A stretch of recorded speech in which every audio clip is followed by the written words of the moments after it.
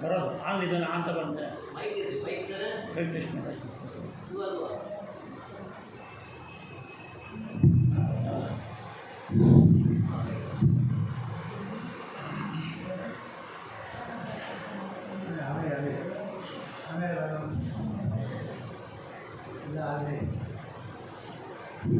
गुरुभ्यो नमः परमगुरुभ्यो नमः श्रीमदानंदतीर्थभगवत्पादाचार्यो नमः कल्याणाद्भुतराष्ट्राय कामिदात्मप्रदाय श्रीमद्वेंकटनाथाय श्रीनिवासाय ते नमः सत्यनारायणं देवं वन्देयं कामदाप्रभुं लीलया वितलं विष्णुं तस्मै नमो नमः अर्चिकल्पितकल्पोऽयं प्रत्यक्षविजयसरि व्यासतीर्थगुरुभूयात् तत्त्वविस्तारसिद्धे मोहोभियप्रसादेन शुद्ध शयनायते राजराजायते रुद्रो राघवेन्द्रं नमास्त्रये तपस्वाध्याय शुश्रूषकृष्णपूजा तदं विश्वेशं विष्णुं वन्दे परिव्राट् चक्रवर्ती पृथ्वीमण्डलभृत्यस्थ पूर्णबोधवदानग वैष्णवा विष्णुदया तान् नमस्ते गुरो नमः ಇವತ್ತು ವಿಶೇಷವಾದ ವ್ಯಾಸ ಪೌರ್ಣಮಿ 4 ಪೌರ್ಣಮಿಯನ್ನು ವಿಶೇಷವಾಗಿ ಹೇಳಿದ್ದಾರೆ. ಆಕಾಮವಯುಕ್ತ ಆಷಾಢ ಕಾರ್ತಿಕ ಮಾಘ ಕೈ ವೈಶಾಖ ಅಂತ ಆಷಾಢ ಪ್ರಾರಂಭವಾದರೆ ವೈಶಾಖ ಮುಗಿಯುತ್ತೆ. ಇಂಥ ವೈಶಾಖ ಮಾಸ ಹುಣ್ಣಿಮೆ ವ್ಯಾಸ ಪೌರ್ಣಮಿ ಅಂತ ವೇದವ್ಯಾಸರ ಪೂಜೆ, ಸತ್ಯನಾರಾಯಣ ಪೂಜೆ, ವ್ಯಾಸರಾಜ ಮಠದ ಮೂಲ ಪುರುಷರಾದಂಥ ನಾಗೇಂದ್ರ ತೀರ್ಥರ ಆರಾಧನೆ ಇತ್ತು. ಅಂಥ ದಿವಸದಲ್ಲಿ ನಮ್ಮ ಈ ಅರಿವಾರ ಸನ್ನಿಧಾನದಲ್ಲಿ ನಮ್ಮ ಹಿರಿಯರ ದಿನದಲ್ಲಿ ಇವತ್ತು ನಮ್ಮ ಲಕ್ಷ್ಮೀಪತಿ ರಾಯರು ಹೇಳಿದ್ದಾರೆ. ಹಿರಿಯರ ದಿನದಲ್ಲಿ ಶ್ರವಣ ಮಾಡಿದರೆ ಪುಣ್ಯ ಅಂತ ಹೇಳಿದ್ದಾರೆ. ಅದರಲ್ಲೂ ಭಾಗವತ ಶ್ರವಣ ಮಾಡಿದರೆ ಪಿತೃಳಿ ಸದ್ಗತಿಯಾಗುತ್ತೆ ಅಂತ ಆ ಮಾರ್ಗದಲ್ಲಿ ನಾವು ಪ್ರತಿಯೊಂದು ವರ್ಷವೂ ಕೂಡ ಪಿತೃಗಳ ದಿನದಲ್ಲಿ ಯಾವುದಾದೊಂದು ಭಾಗವತ ಕಥಾಭಾಗವನ್ನು ಶ್ರವಣ ಮಾಡೋ ಪದ್ಧತಿ ಇದೆ. ಹಾಗೆ ಈ ವರ್ಷವೂ ನಮ್ಮ ತಾಯಿ 14ನೇ ವರ್ಷದ ವರ್ಷ, ನಮ್ಮ ಪಿತೃಭಗಿನಿಯ 50ನೇ ವರ್ಷದ ವೈದಿಕ ಇವತ್ತು ಇಬ್ಬರದು ಕೂಡ ಅತಿಗೆ ನಾಲ್ಕಿರುವಂಥ ಅಂಥ ಹಿರಿಯರ ದಿನದಲ್ಲಿ ಶ್ರವಣ ಮಾಡಬೇಕು ಅಂತ ಎಷ್ಟೋ ಕೆಲಸಗಳಿದ್ದರೂ ಕೂಡ ಅದನ್ನು ಬಿಟ್ಟು ಲಕ್ಷ್ಮೀಪತಿ ರಾಯರಲ್ಲಿ ಬಂದು ಇವತ್ತು 2 ಮಾತುಗಳನ್ನು ಆಡಬೇಕು ಅಂತ ಭಗವಂತನ ಸಂಕಲ್ಪ. ಅದರಂತೆ ನನ್ನಲ್ಲಿ ವಿಶೇಷವಾಗಿ ಭಾಗವತದಲ್ಲಿ ಯಾವ ಭಾಗಗಳನ್ನು ತೆಗೆದರೂ ಅದೆಲ್ಲ ಮುಟ್ಟು ಅವಳ ಅರ್ಥ. ಈ ಭಾಗ ಚೆನ್ನಾಗಿದೆ, ಆ ಭಾಗ ಚೆನ್ನಾಗಿದೆ ಅಂತ ಹೇಳೋಕ್ಕೆ ಸಾಧ್ಯವೇ ಇಲ್ಲ. ಅಮೃತದಲ್ಲಿ ಯಾವ ಭಾಗದಲ್ಲಿ ಚೆನ್ನಾಗಿದೆ ಅಂತ ಹೇಳಿದರೆ ಅಮೃತ ಪೂರ್ತಿ ಎಲ್ಲ ಒಳ್ಳೆಯದು. ಹಾಗೆ ಭಾಗವತ ಎಂಬತಕ್ಕಂಥ ಅಮೃತ ಯಾವುದು ತೆಗೆದರೂ ಕೂಡ ಎಲ್ಲ ಒಂದೊಂದು ಬಿಂದುವು ಕೂಡ ಒಂದೊಂದು ರುಚಿಯನ್ನು ಬರ್ತಕ್ಕಂಥದ್ದಾಗಿದೆ. ಅಂಥ ಭಾಗವತ ಸಾರಾಮೃತ ಅಂತ. ಅದಕ್ಕೆ ಮೊದಲು ವಿಷ್ಣು ತೀರ್ಥರು ಭಾಗವತ ಸಾರಾಮೃತ ಅಂತಲೇ ಮಾಡಿದ್ದಾರೆ. ಅಂಥ ಭಾಗವತ ಸಾರಾಮೃತದಲ್ಲಿ ಅದರಲ್ಲಿ ಕೆಲವು ಭಾಗಗಳನ್ನು ವಿಶೇಷವಾಗಿ ಹೇಳಿದರೆ ಅದರಲ್ಲಿ ಕಪಿಲ ಮುನಿಗಳು ತನ್ನ ತಾಯಿ ಉಪದೇಶ ಮಾಡತಕ್ಕಂಥ ಸನ್ನಿವೇಶ ಭಾಳ ವಿಶೇಷವಾಗಿದೆ. ಅದರ ಕುರಿತು ಒಂದು 4 ಮಾತುಗಳನ್ನು ಲಕ್ಷ್ಮೀಪತಿ ರಾಯರು ಶ್ರವಣ ಮಾಡ್ತಾರೆ. ನಾವೆಲ್ಲ ಕೇಳಿ ಧನ್ಯರಾಗಲಿ.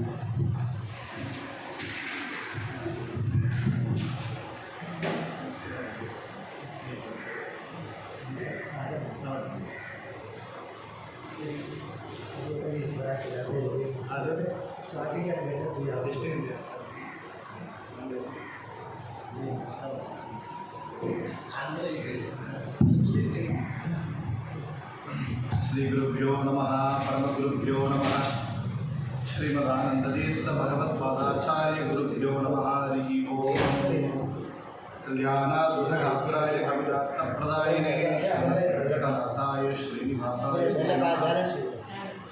नारायणाय परिपूर्णगुणार्णवाय विश्वोदयस्थितिलयो यदिप्रदाय ज्ञानप्रदाय बुधासौख्यदुःखसत्कारणाय बुधाय नमो नमस्ते। यग्रीव यग्रीव यग्रीवीर्योपदेते तस्य निसरते वाणी यज्ञा प्रवाहवत् कृष्णाय वासुदेवाय हरे परमात्मने प्रणतक्लेशनाशाय गोविन्दाय नमो नमः। बुद्धिर्बलं यशोधैर्यं निर्भयत्वमरोगतावधाभ्यं वक्पटुत्वं च हनुमत्स्मरणात् भवेत् अभ्रमं वङ्करहितं मजडं विमलं सदा आनन्दतीर्थवतुलं भजेत्तापत्रयापहं चित्रैः पदैश्च गम्भीरैः वाक्यैर्माणैर्खण्डितैः गुरुभावं विजयन्ति भाति श्रीजयतीर्थवाक् तं वन्दे नृसिंहतीर्थनिलयं श्रीव्यासराट् पूजितं ध्यायन्तं मनसां नृसिंहचरणं श्रीपादराजं गुरुम् अत्तिकल्पितकल्पोऽयं प्रत्यत्तिगजकेसरी श्रीव्यासतीर्थगुरुर्भूयात् अस्मदिष्टार्थसिद्धये तपो विद्याविरक्त्यादिसद्गुणौकाकरानकं वादिराजगुरुं वन्दे हयग्रीवपदाश्रयान् भक्तानां मानसां भोजभानवे कामधेनवे नमतां कल्पतरवे धीन्द्रगुरवे नमः प्रणमत्कामधेनुं च भजत्सुरदरूपमं श्रीभावबोधकृत्पादचिन्तामणिम् उपास्महे कुशाग्रपतये भाणुद्वितये वादिबीतये आराधितश्रीपतये श्रीसुधीन्द्रयतये नमः पूज्याय राघवेन्द्राय सत्यधर्मरथाय च भजतां कल्पवृक्षाय नमतां कामधेनवे आपादमूलपर्यन्तं गुरूणामाकृतिं स्मरेतेन विघ्नाः प्रणश्यन्ति सिद्ध्यन्ति च मनोरथाः श्रीगुरुभ्यो नमः हरिः ओम्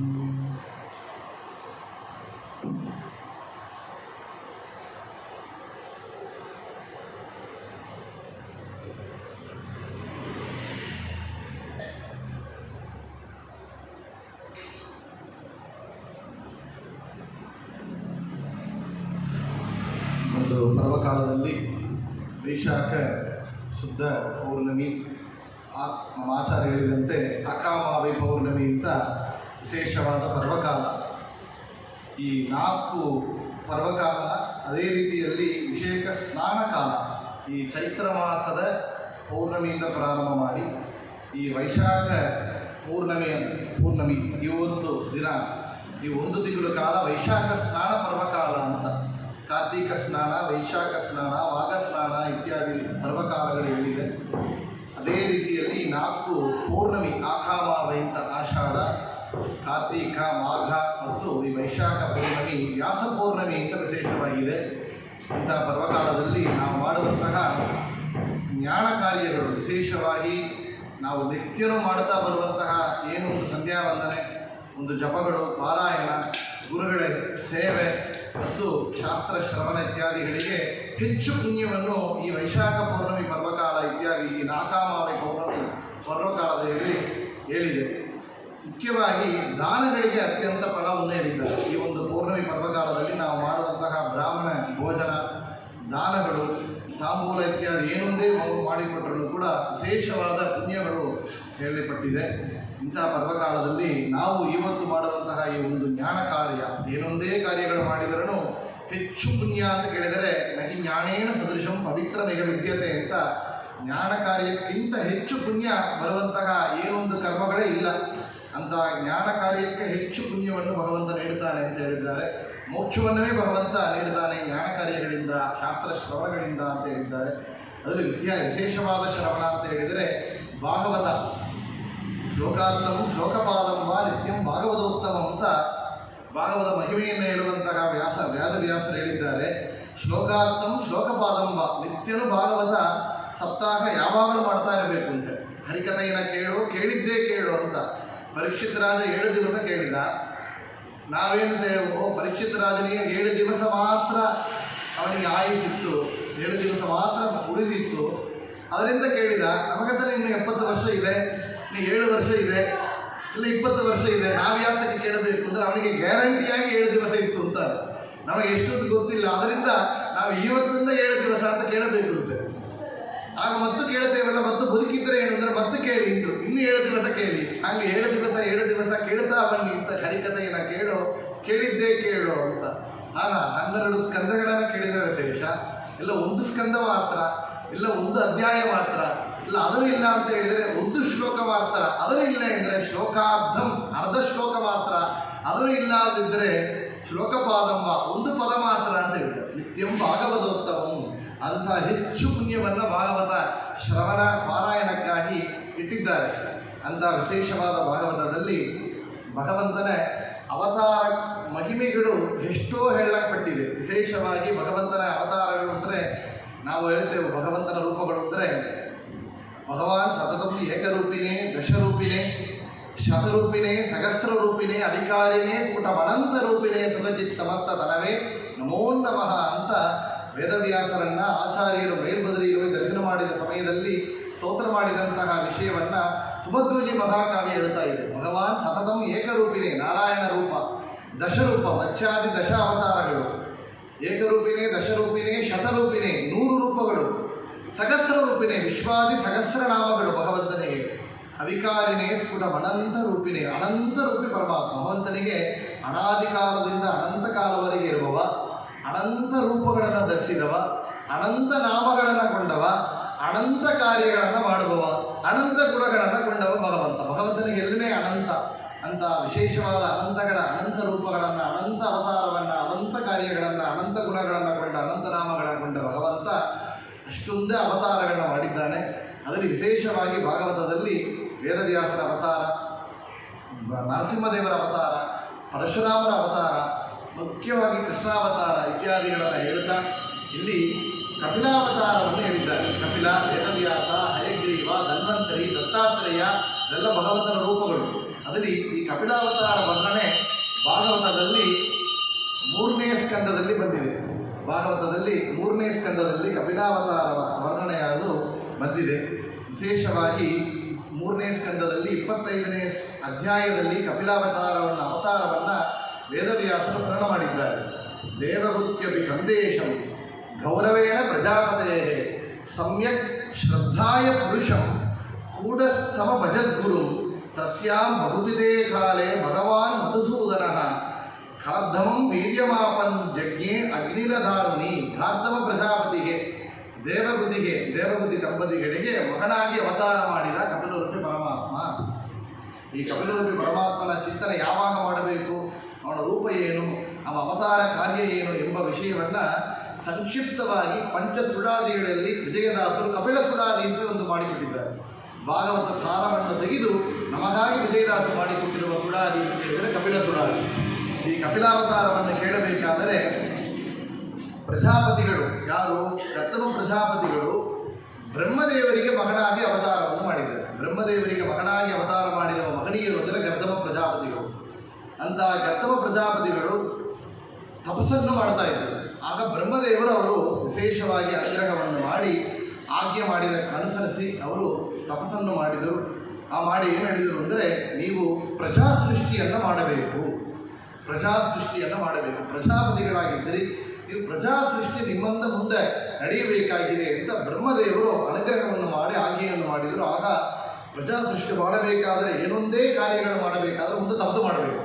ನೋಡ್ರಿ, ಮದುವೆಗೆ ಮುಂಚೆ ಒಂದು ತಪಸ್ಸು, ಯಾರು ಬ್ರಹ್ಮಚರ್ಯದಿಂದ ಗಾಯತ್ರಿ ಜಪ ಹೇಳಿದರೆ ಅದೇ ದೊಡ್ಡ ತಪಸ್ಸು.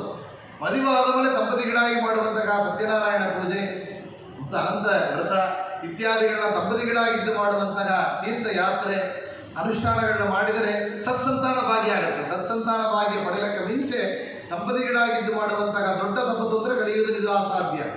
ಆಗ ಇದರಲ್ಲಿ ಬ್ರಹ್ಮದೇವರ ಆಜ್ಞೆ ಅಲ್ಲಿ ಇತ್ತು. ಹಾಗೆ ಗರ್ಧಮ ಪ್ರಜಾಪತಿಗಳು ತಪಸ್ಸನ್ನು ಮಾಡ್ತಾ ಇದ್ದರು. ಆಗ ತಪಸ್ಸು ಮಾಡೋ ವೇಳೆ ಗರುಡಾರೂಢನಾಗಿ ಭಗವಂತ ಅವರಿಗೆ ದರ್ಶನವನ್ನು ಕೊಟ್ಟ. ಗರುಡಾರೂಢನಾಗಿ ಭಗವಂತನೇ ದರ್ಶನವನ್ನು ಕೊಟ್ಟು ಹೇಳಿದಿರುತ್ತೆ, ನಾಳೆ ಪ್ರಜಾಪತಿಗಳೇ, ನಾಳೆ ಸ್ವಯಂಭುವ ಮನು ನಿಮ್ಮ ಮನೆಗೆ ಬರ್ತಾ ಇದ್ದಾರೆ, ನಿಮ್ಮ ಆಶ್ರಮಕ್ಕೆ ಬರ್ತಾ ಇದ್ದಾರೆ. ಆ ಸ್ವಯಂಭುವ ಮನು ನೋಡಿ, ಈಗ ಇರುವಂತಹ ವೈವಸ್ವತ ಮನು, ಆಗ ಸ್ವಯಂಭುವ ಮನು ನಿಮ್ಮ ಮನೆಗೆ ಬರ್ತಾ ಇದ್ದಾರೆ.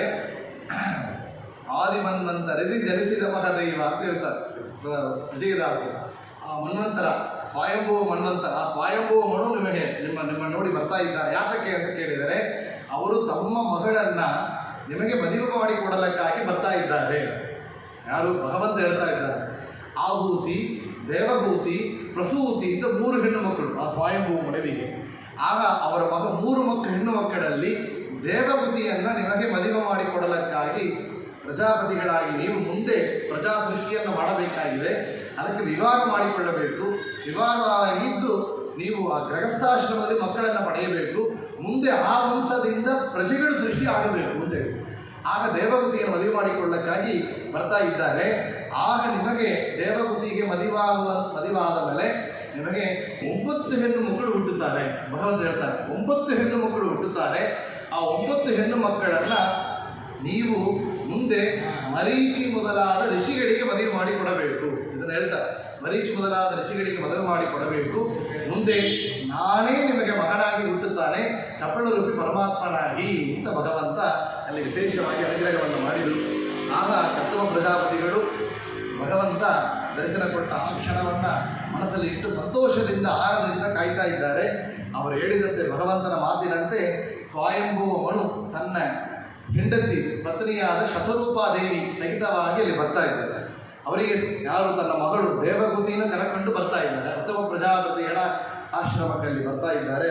ರಥದಲ್ಲಿ ಬಂದು ವಿಶೇಷವಾಗಿ ಇಲ್ಲಿ ಆಹ್ವಾನವನ್ನು ಮಾಡ್ತಾರೆ. ಸ್ವಯಂಭೂ ಮನುವನ್ನು ಗದ್ದಮ ಪ್ರಜಾಪತಿಗಳು ಆಹ್ವಾನವನ್ನು ಮಾಡಿ ಅಲ್ಲಿ ವಿಶೇಷವಾಗಿ ಅವರಿಗೆ ಆಸನವನ್ನು ಕೊಟ್ಟು ಉಪಚಾರವನ್ನು ಮಾಡಿದರು. ಆಗ ಸ್ವಯಂಭೂ ಮನು ಕೇಳಿಕೊಂಡಿರುವಂತೆ ಏನೋ ಒಂದು ಜನ್ಮಾಂತರದಲ್ಲಿ ಮಾಡಿದ ಪುಣ್ಯ ನಿಮ್ಮಂತರವ ದರ್ಶನವಾಗಿದೆ. ಗದ್ದಮ ಪ್ರಜಾಪತಿಗಳು ನೋಡಿ ಹೇಳಿದ ಮಾತು ನಿಮ್ಮಂಥವರ ದರ್ಶನವಾಗಿದೆ. ನಿಮ್ಮ ಮಾತುಗಳನ್ನ ಕೇಳಲಿಕ್ಕೆ ಅದು ಅಮೃತವಾಗಿದೆ, ಅದನ್ನು ಕೇಳಲಿಕ್ಕಾಗಿ ಬಂದಿದ್ದೇನೆ.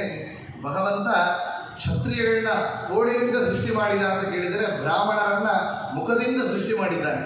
ಕ್ಷತ್ರಿಯಗಳನ್ನ ರಕ್ಷಣೆಕ್ಕಾಗಿ ಸೃಷ್ಟಿ ಮಾಡಿ ದೇಶ ರಕ್ಷಣೆ ಕ್ಷತ್ರಿಯಗಳದ್ದಾಗಬೇಕು. ಆಗ ಹೇಳ್ತಾರೆ ಗರ್ಭ ಪ್ರಜಾಪತಿಗಳು ಹೇಳ್ತಾರೆ ಕ್ಷತ್ರಿಯರಿಂದ ದೇಶ ರಕ್ಷಣೆ ಆಗಬೇಕು, ನಿಮ್ಮಂಥವರಿಂದ ದೇಶ ರಕ್ಷಣೆ ಆಗುತ್ತಾ ಇದೆ. ನೋಡಿ ಇಷ್ಟು ದೊಡ್ಡ ಯುದ್ಧ ಆಗಿತ್ತು. ಈ ಕಾಲದಲ್ಲಿ ಕ್ಷತ್ರಿಯರೆಲ್ಲ ಇಲ್ಲ, ಆದರೆ ಭಗವಂತನ ಅನುಗ್ರಹದಿಂದ ನಮ್ಮ ದೇಶ ಯುದ್ಧದಲ್ಲಿ ಗೆದ್ದಿದೆ. ಆಗ ಕ್ಷತ್ರಿಯಗಳು ದೇಶದ ಪ್ರಜೆಗಳ ರಕ್ಷಣೆ ಆಗಬೇಕು ಅಂತ ಹೇಳಿ ಆಗ ಕೇಳಿ ಇಬ್ಬರು ಮಾತಾಡ್ತಾರೆ. ಆಗ ಹೇಳಿದರಂತೆ ನನ್ನ ಮಗಳನ್ನ ನಿಮಗೆ ಮದುವೆ ಮಾಡಿಕೊಡಬೇಕು ಎಂಬ ನಾವು ಸಂಕಲ್ಪ ಮಾಡಿಕೊಂಡಿದ್ದೇನೆ, ಅದಕ್ಕಾಗಿ ನಾವಿಲ್ಲಿ ಕೇಳಲಿಕ್ಕಾಗಿ ಬಂದಿದ್ದೇನೆ. ನಮ್ಮ ಮಗಳನ್ನ ನೀವು ಸ್ವೀಕಾರವನ್ನು ಮಾಡಿ ಕನ್ಯಾದಾನವನ್ನು ಸ್ವೀಕಾರ ಮಾಡಿ ನಮಗೆ ನೀವು ಅನುಗ್ರಹ ಮಾಡಬೇಕು ಅಂತ ಗರ್ಧಮ ಪ್ರಜಾಪತಿಗಳನ್ನು ಸ್ವಯಂಭೂ ಮನು ಕೇಳಿಕೊಡುತ್ತಾರೆ. ಆಗ ಸ್ವಯಂಭೂ ಮನದಲ್ಲಿ ಇಲ್ಲಿ ಗರ್ಧಮ ಪ್ರಜಾಪತಿಗಳು ಮಾತಾಡ್ತಾರೆ, ಲಕ್ಷ್ಮೀ ಕಟಾಕ್ಷದಿಂದ ಇರುವಂತಹ ನಿಮ್ಮ ಮಗಳನ್ನ ಮದುವೆಕೊಳ್ಳಕ್ಕೆ ನಾನು ಪುಣ್ಯವನ್ನು ಮಾಡಿದ್ದೇನೆ ಅಂತೇಳಿ ಆ ದೇವಗುತಿಯನ್ನು ವಿವಾಹ ಮಾಡಿಕೊಳ್ಳುತ್ತಾರೆ ಗರ್ಧಮ ಪ್ರಜಾಪತಿಗಳು. ಗರ್ಧಮ ಪ್ರಜಾಪತಿಗಳು ವಿವಾಹ ಮಾಡಿಕೊಂಡ್ರು ಅಂದರೆ ಮುಂದೆ ಏನು ಮಾಡಿದರು ಅಂದರೆ ತಪಸ್ಸನ್ನು ಮಾಡಿದರು. ನೋಡಿ ಹನಿಮೂನ್ ಹೋಗಿದ್ರಲ್ಲೆಲ್ಲ ಇಲ್ಲ, ತಪಸ್ಸನ್ನು ಶುರು ಮಾಡಿದರು. ಯಾತಕ್ಕೆ? ಮುಂದೆ ಪ್ರಜೆಗಳು ಸೃಷ್ಟಿ ಆಗಬೇಕು. ಹಾಗೇನು ಮಾಡಿದರು ಗರ್ಧಮ ಪ್ರಜಾಪತಿಗಳು ತಪಸ್ಸನ್ನು ಮಾಡಿದರಂತೆ. ಇಲ್ಲಿ ಸ್ವಯಂಭೂ ಮನು ತನ್ನ ಮಗಳನ್ನು ಕೊಡಬೇಕಾದರೆ ದೇವಗುತಿ ಒಂದು ಮಾತು ಹೇಳಿದರಂತೆ, ನಿಮ್ಮಂಥವರನ್ನ ಯಾರು ಗರ್ಧಮ ಪ್ರಜಾಪತಿಗಳಂಥವರನ್ನ ವಿಷ್ಣು ಭಕ್ತರನ್ನ ಜ್ಞಾನಿಗಳನ್ನ ಮದುವೆ ಮಾಡಲಿಕ್ಕೆ ನಾವು ಪುಣ್ಯ ಮಾಡಿಕೊಂಡಿದ್ದೀವಿ. ಆಗ ಕನ್ಯಾದಾನ ಮಾಡಿದರೆ ಯಾರಿಗೆ ಕನ್ಯಾದಾನ ಮಾಡಬೇಕು ಅಂದರೆ ಜ್ಞಾನಿಗಳಿಗೆ ಮಾಡಬೇಕು ಅಂತೆ, ವಿಷ್ಣು ಭಕ್ತರಿಗೆ ಮಾಡಬೇಕು ಅಂತೆ. ನಾವು ಯಾರ್ಯಾರಿಗೆ ಮದುವೆ ಮಾಡಿಬಿಡ್ತಾರೆ ಇತ್ತು, ಏನೋ ಒಂದು ಮನಸ್ಸಲ್ಲಿ ತೋರುತ್ತೆ, ಆಸೆ ಬಂದಿದೆ, ಯಾರೋ ಅವ್ರನ್ನ ಬಿಟ್ಟು ಯಾರಿಗೋ ಮದುವೆ ಮಾಡಿದರೆ ಕನ್ಯಾದಾನ ಆಗೋದಿಲ್ಲ. ಸರಿಯಾದ ರೀತಿಯಲ್ಲಿ ಕನ್ಯಾದಾನ ಮಾಡಿದರೆ 7 ಕೂಡ ಉದ್ಧಾರ ಆಗ್ತದೆ. ಯಾರೋ ಒಂದು ಪಿತೃಗಳು ಏನೋ ಒಂದು ತಪ್ಪನ್ನು ಮಾಡಿ ಪಾಪಗಳಿಂದ ಆ ನರಕದಲ್ಲಿ ಕುದಿಯುವಂಥ ಆ ಎಣ್ಣೆಯಲ್ಲಿ ಇದ್ದರೂ ಕೂಡ ಸರಿಯಾದ ರೀತಿಯಲ್ಲಿ ಮಾಡುವಂತಹ ಕನ್ಯಾದಾನ, ಹೆಣ್ಣು ಮಕ್ಕಳು ಮಾಡುವಂತಹ ಸತ್ಕಾರ್ಯದಿಂದ 2 ಕುಲವನ್ನು ಉದ್ಧಾರ ಮಾಡ್ತಾರೆ. ಹುಟ್ಟಿದ ಮನೆ ಯಾರು ಮದುವೆ ಮಾಡಿ ಹೋಗ್ತಾಳೆ ಆ ಮನೆ, ಗಂಡನ ಮನೆ, 2 ಮನೆಯ ಕುಲವನ್ನು ಉದ್ಧಾರ ಮಾಡುವಂತಹ ಸಾಮರ್ಥ್ಯ ಹೆಣ್ಣು ಮಕ್ಕಳಿಗೆ ಇದೆ ಅಂತ ಶಾಸ್ತ್ರಗಳು ಹೇಳ್ತಾ ಇದೆ. ಈ ಮಾತನ್ನೇ ಅಲ್ಲಿ ದೇವಗುತಿ ಹೇಳಿದರು, ವಿಷ್ಣು ಭಕ್ತರನ್ನ ಮದುವೆ ಮಾಡಿದ ಒಂದು ಪುಣ್ಯ ನನಗಾಗಿದೆ ಅಂತ ಹೇಳಿ ಹೇಳುತ್ತಾಳೆ. ಅಂತ ವಿವಾಹವಾಗಿದೆ. ವಿವಾಹವಾದ ಆ ಒಂದು ಸಮಯ ಅದು ಸರಸ್ವತಿ ನದಿ ತೀರದು, ಬಿಂದು ಸರೋವರ ಇರುವಂತಹ ಜಾಗ. ಆ ಸರಸ್ವತಿ ನದಿ ತೀರದಲ್ಲಿ ವಿಶೇಷವಾಗಿ ಅವರು ತಪಸ್ಸನ್ನು ಮಾಡಿದರು. ಯಾರು? ಗರ್ಧಮ ಪ್ರಜಾಪತಿಗಳು. ಆ ಒಂದು ತಪಸ್ಸಿಗೆ ಒಂದು ಕ್ಷಣ ಬಿಡದೆ ತಪಸ್ಸಂತೆ. ಮೈಯನ್ನು ಅಷ್ಟು ಒಂದು ಶಿಕ್ಷೆ ಮಾಡಿಕೊಂಡು ವ್ರತ ಜಪ ಉಪವಾಸ ನಿಯಮಗಳಿಂದ ಬಿಡದೆ ಭಗವಂತನ ಆರಾಧನೆ ಮಾಡ್ತಾ ಇದ್ರು ಗರ್ಧಮ ಪ್ರಜಾಪತಿಗಳು. ಆ ಆರಾಧನೆಗೆ ದೇವಹೂತಿ ಅನುಕೂಲ ಮಾಡಿಕೊಡ್ತಾ ಇದ್ರು, ಅನುಕೂಲವನ್ನು ಮಾಡಿಕೊಡ್ತಾ ಇದ್ದರು. ಏನೊಂದು ಎಕ್ಸ್ಪೆಕ್ಟೇಷನ್ ಇಲ್ಲ. ನೋಡ್ರಿ, ಹುಟ್ಟಿದ್ದು ಸ್ವಯಂಭೂ ಮನುವೆಯೇ ಮಗಳಾಗಿ ಅಷ್ಟು ವೈಭವದಿಂದ ಇರುವಂತಹ ಮನತನದಲ್ಲಿ ಹುಟ್ಟಿದ ಹೆಣ್ಣು ಮಗಳು ಇಲ್ಲಿ ಗರ್ಧಮ ಪ್ರಜಾಪತಿಗಳ ಮನೆಗೆ ಬಂದರೆ ಎಕ್ಸ್ಪೆಕ್ಟೇಷನ್ ಇಲ್ಲ ಅವರಿಗೆ. ಏನು? ಇಂಥ ವಿಷ್ಣು ಭಕ್ತರಿಗೆ ತಪಸ್ಸು ಮಾಡುವಂತಹ ಗರ್ಧಮ ಪ್ರಜಾಪತಿಗಳಿಗೆ ನಾವು ಸೇವೆ ಮಾಡುವಂತಹ ಭಾಗ್ಯ ಆಗಿದೆ. ಆಗ ನಮಗೇನು ಬೇಕೋ ಅವ್ರು ಮಾಡಿಯೇ ಮಾಡ್ತಾರೆ.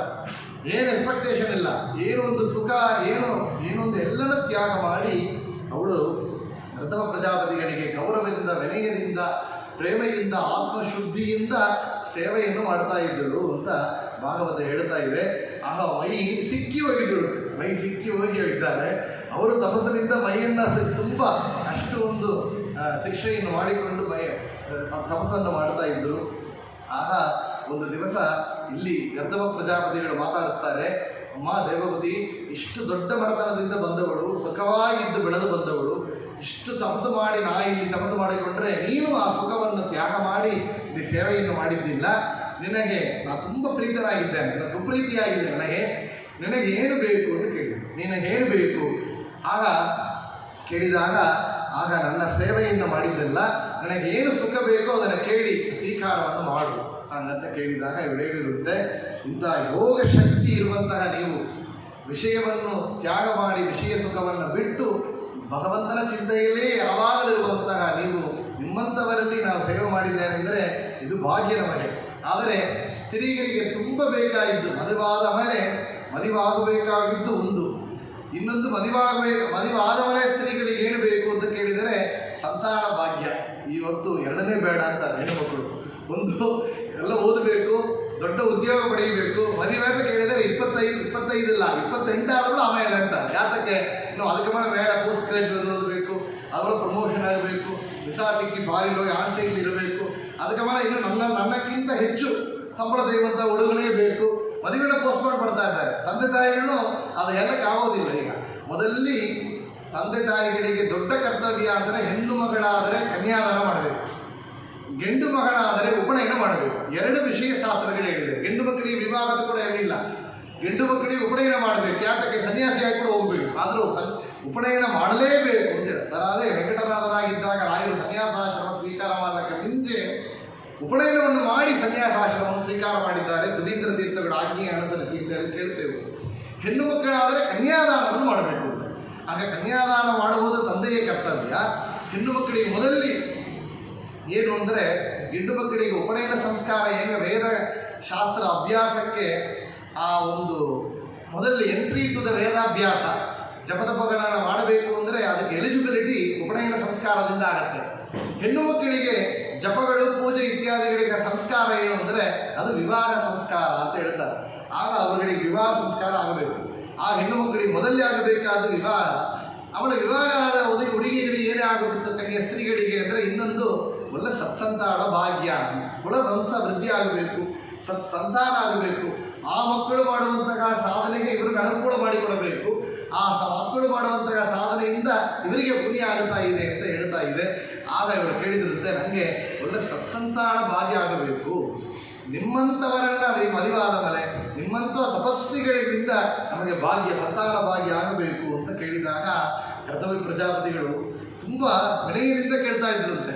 ಅವಳಿಗೆ ಸಂಕೋಚ ಆಗಿತ್ತಂತೆ. ಯಾತಕ್ಕೆ ಅಂತ ಕೇಳಿದರೆ, ಇಂತಹ ತಪಸ್ಸನ್ನು ಮಾಡುತ್ತಾ ಸುಖವನ್ನು ಬಿಟ್ಟು ತ್ಯಾಗವನ್ನು ಮಾಡಿ ಭಗವಂತ ಒಬ್ಬನೇ ನಮಗೆ ಬೇಕು ಅಂತ ತಪಸ್ಸು ಮಾಡುವಂಥವರಲ್ಲಿ ನನಗೆ ಮಕ್ಕಳು ಬೇಕು ಅಂತ ಹೇಗೆ ಕೇಳೋದು ಅಂತ ಆ ಸಂಕೋಚ ಆಗಿತ್ತು. ಆದರೆ ಅವರು ಹೇಳಿದರು, ಒಳ್ಳೆ ವಿಷಯವನ್ನೇ ಕೇಳಿದ್ದೀಯಮ್ಮ, ನಿಮಗೆ ವಿಶೇಷ. ಆ ಕ್ಷಣ ಏನು ಮಾಡಿದರು ಅಂದರೆ, ಅವಳು ಹೇಗಿತ್ತು ಅಂದರೆ, ಅವಳು ಮೈಯೆಲ್ಲ ಬೆರಗದಿಂದ ಆ ಸುಖವನ್ನು ತ್ಯಾಗ ಮಾಡಿ ಮೈಯೆಲ್ಲ ಸಿಕ್ಕಿ ಹೋಗಿದ್ದಳು.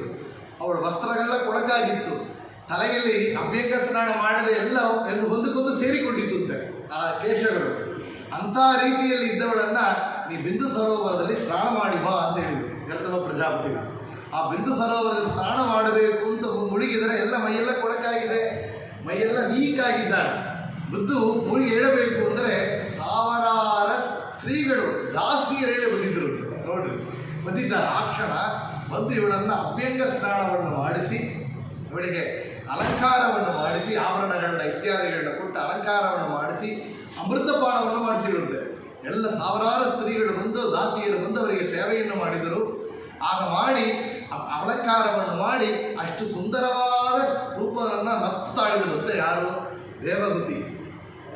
ಕಣ್ಣಾಡಿ ಮುಂದೆ ನಿಂತುಕೊಂಡು ತನ್ನ ನೋಡಿದ್ದಾಳೆ. ಏನೊಂದು ತಾನು ಸಣ್ಣ ವಯಸ್ಸಿನಲ್ಲಿ ತನ್ನ ಸ್ವಯಂಭೂ ಮನತನದ ಮನೆಯಲ್ಲಿ ಹೇಗಿದ್ದಳು ಅದಕ್ಕಿಂತ ಹೆಚ್ಚು ಸುಂದರ ಅವಳಿಗಾಗಿತ್ತು. ಯಾತಕ್ಕೆ ಅಂದರೆ ಇದು ಡಿವೈನ್ ಪವರ್, ಇದು ಡಿವೋಷನಲ್ ಆಗಿ ಬಂದ ಗಿಫ್ಟೆಡ್ ಸುಂದರ. ನಾವು ಏನೋ ಒಂದು ಮೇಕಪ್ ಮಾಡಿಕೊಳ್ತೇವೆ, ಬ್ಯೂಟಿ ಪಾರ್ಲರ್, ಅದು ಒಂದು ಡಿವೈನ್, ನಮಗೆ ಬ್ಯೂಟಿಫುಲ್ನೆಸ್ ಬರೋದಿಲ್ಲ. ಇದು ಎಲ್ಲಿ ಬರ್ತಿದ್ರೆ ಆ ಸುಂದರ ಇದು ಭಗವಂತನ ಅನುಗ್ರಹದಿಂದ ಬರುವಂತಹ ಆ ಒಂದು ಸುಂದರವಾದ ಆ ರೂಪವನ್ನು ತಾಳಿದರು. ಆ ಕ್ಷಣ ಮನಸ್ಸಲ್ಲಿ ಅನುಕೊಳ್ಳುತ್ತೆ, ನಮ್ಮ ಗೆಂಡನು ಇಲ್ಲಿ ಹತ್ತಿರ ಇದ್ದರೆ ಚೆನ್ನಾಗಿರುತ್ತಲ್ಲ ಅಂತ. ಅವರು ಅಂಥ ತಪಸ್ವಿಗಳು, ಎಲ್ಲ ದಾಳಿ ಎಲ್ಲ ಇಟ್ಟುಕೊಂಡು ಕೆಳ ಕೇಶಗಳು ಮೈಯೆಲ್ಲ ಸಿಕ್ಕಿ ಹೋಗಿದ್ದಾರೆ. ಏನೋ ಒಂದು ಜಡಾಮುಡಿಯನ್ನು ಧರಿಸಿ ಧಾರಣ ಮಾಡಿ ತಪಸ್ಸನ್ನು ಮಾಡ್ತಾ ಇದ್ದರು. ಆ ಕ್ಷಣ ಮನಸ್ಸಲ್ಲಿ ಅನ್ನುಕೊಳ್ತಾಳೆ, ಎಂಥ ಋಷಿಗಳು ಅವರು, ಇವಳು ಮನಸ್ಸಲ್ಲಿ ಅನ್ನುಕೊಳ್ತಾರೆ. ಆ ಕ್ಷಣ 16 ವಯಸ್ಸು ಯೌವನ ಹುಡುಗನಂತೆ ಹತ್ತಲ್ಲಿ ನಿಂತಿರುತ್ತೆ ಕರ್ತವ ಪ್ರಜಾಪತಿಗಳು. ಆ ಕ್ಷಣ ಬಂದು ನಿಂತುಕೊಂಡಿದ್ದಾರೆ. ಹೇಳಿದಿರುತ್ತೆ, ಮಾಮ ಹೊರಡೋಣ ಅಂದರೆ ಎಲ್ಲಿ ಹೊರಡೋಣ ಅಂದರೆ ಹನಿಮೂನ್ ಹೊರಡಿದ್ದಾರೆ, ಟ್ರಿಪ್ ಎಲ್ಲಿ ಹೊರಡಬೇಕು, ವಿಮಾನವನ್ನು ಕರೆಸಿದಿರುತ್ತೆ. ಆ ಕ್ಷಣ ಇನ್ಸ್ಟೆಂಟ್ ಆಗಿ ವಿಮಾನ ಬಂದು ನಿಲ್ಲುತ್ತೆ. ಯಾವ ರೀತಿಯ ವಿಮಾನ ಅಂತ ಕೇಳಿದರೆ, ವಜ್ರದಿಂದವೇ ಅಲಂಕಾರವನ್ನು ಮಾಡಿದ ವಿಮಾನ ಅಂತ. ನೀರ ಇತ್ಯಾದಿ ಎಲ್ಲ ಕಲರ್ ಪೇಂಟಿಂಗ್ ಇಲ್ಲ, ಎಲ್ಲ ಮಣಿ ಕಲ್ಲುಗಳಿಂದ ಅಲಂಕಾರ, ಧೋರಣೆಗಳು ಎಲ್ಲ ಅಲಂಕಾರ, ಮನೆಗೆ ಬೇಕೆಂಬ ಎಲ್ಲ ವಿಷಯಗಳಲ್ಲಿ ಬಂದಿರುತ್ತೆ. ಸಾಮಾನು ನಾವು ಆರ್ಡರ್ ಮಾಡಿಕೊಟ್ಟು ಬಂದು ಇಡಬೇಕು ಅಂತಿಲ್ಲ ಅಂತ ಬಿಗ್ ಬಾಸ್ಕೆಟ್ಲಿ ಎಲ್ಲ ಇನ್ಸ್ಟೆಂಟ್ ಆಗಿ ಬಂದಿದೆ. ಕೆಲಸ ಮಾಡಲಿಕ್ಕೆ ದಾಸಿಯರು ಸಾವಿರಾರು ಜನಗಳು ಬಂದಿದ್ದಾರಂತೆ.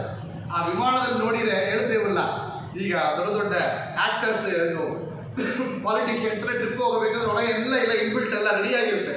ಆ ರೀತಿಯಲ್ಲಿ ಒಳಗೆ ಬಳಿ ತುಂಬುವ ಮನೆ, ಅಲ್ಲಿಯೇ ಸ್ವಿಮ್ಮಿಂಗ್ ಪೂಲ್ ಥರ ಎಲ್ಲ ಇರುತ್ತೆ, ಆಡುವಂತಹ ಜಾಗ, ರೆಸ್ಟ್ ತಗೊಂಬ ಜಾಗ, ಗಾರ್ಡನ್ ಇತ್ಯಾದಿಗಳು ಎಲ್ಲ ಸುಂದರವಾದ ರೀತಿಯಲ್ಲಿ ಅಲ್ಲಿ ಆ ಕ್ಷಣ ಅಂಥ ಒಂದು ವಿಮಾನವನ್ನು ಸೃಷ್ಟಿ ಮಾಡುವಂತಹ ಸಾಮರ್ಥ್ಯ ಗರ್ಧಮ ಪ್ರಜಾಪತಿಗಳಿರ್ತದೆ. ನೋಡ್ರಿ, ಭಗವಂತನ ಭಕ್ತರಾದ ಒಂದು ಅವರು ವಾಯುದೇವರಲ್ಲ, ರುದ್ರದೇವರಲ್ಲ, ಇಂದ್ರದೇವರಲ್ಲ, ಒಂದು ಗರ್ಧಮ ಪ್ರಜಾಪತಿಗಳಿಗೆ ಇಷ್ಟೊಂದು ಸಾಮರ್ಥ್ಯ ಭಗವಂತ ಕೊಟ್ಟಿದ್ದಾನೆ ಅಂದರೆ ಭಗವಂತನಿಗೆ ಎಷ್ಟು ಇಷ್ಟಾಮಾತ್ರಂ ಸೃಷ್ಟಿಯನ್ನು ಭಗವಂತ ಮಾಡ್ತಾನೆ ಎಂಬುದಕ್ಕೆ ಗರ್ಧಮ ಪ್ರಜಾಪತಿಗಳು ಒಂದು ಸಾಕ್ಷಿಯಾಗಿದ್ದಾರೆ ಅಂತ ಹೇಳ್ತಾರೆ.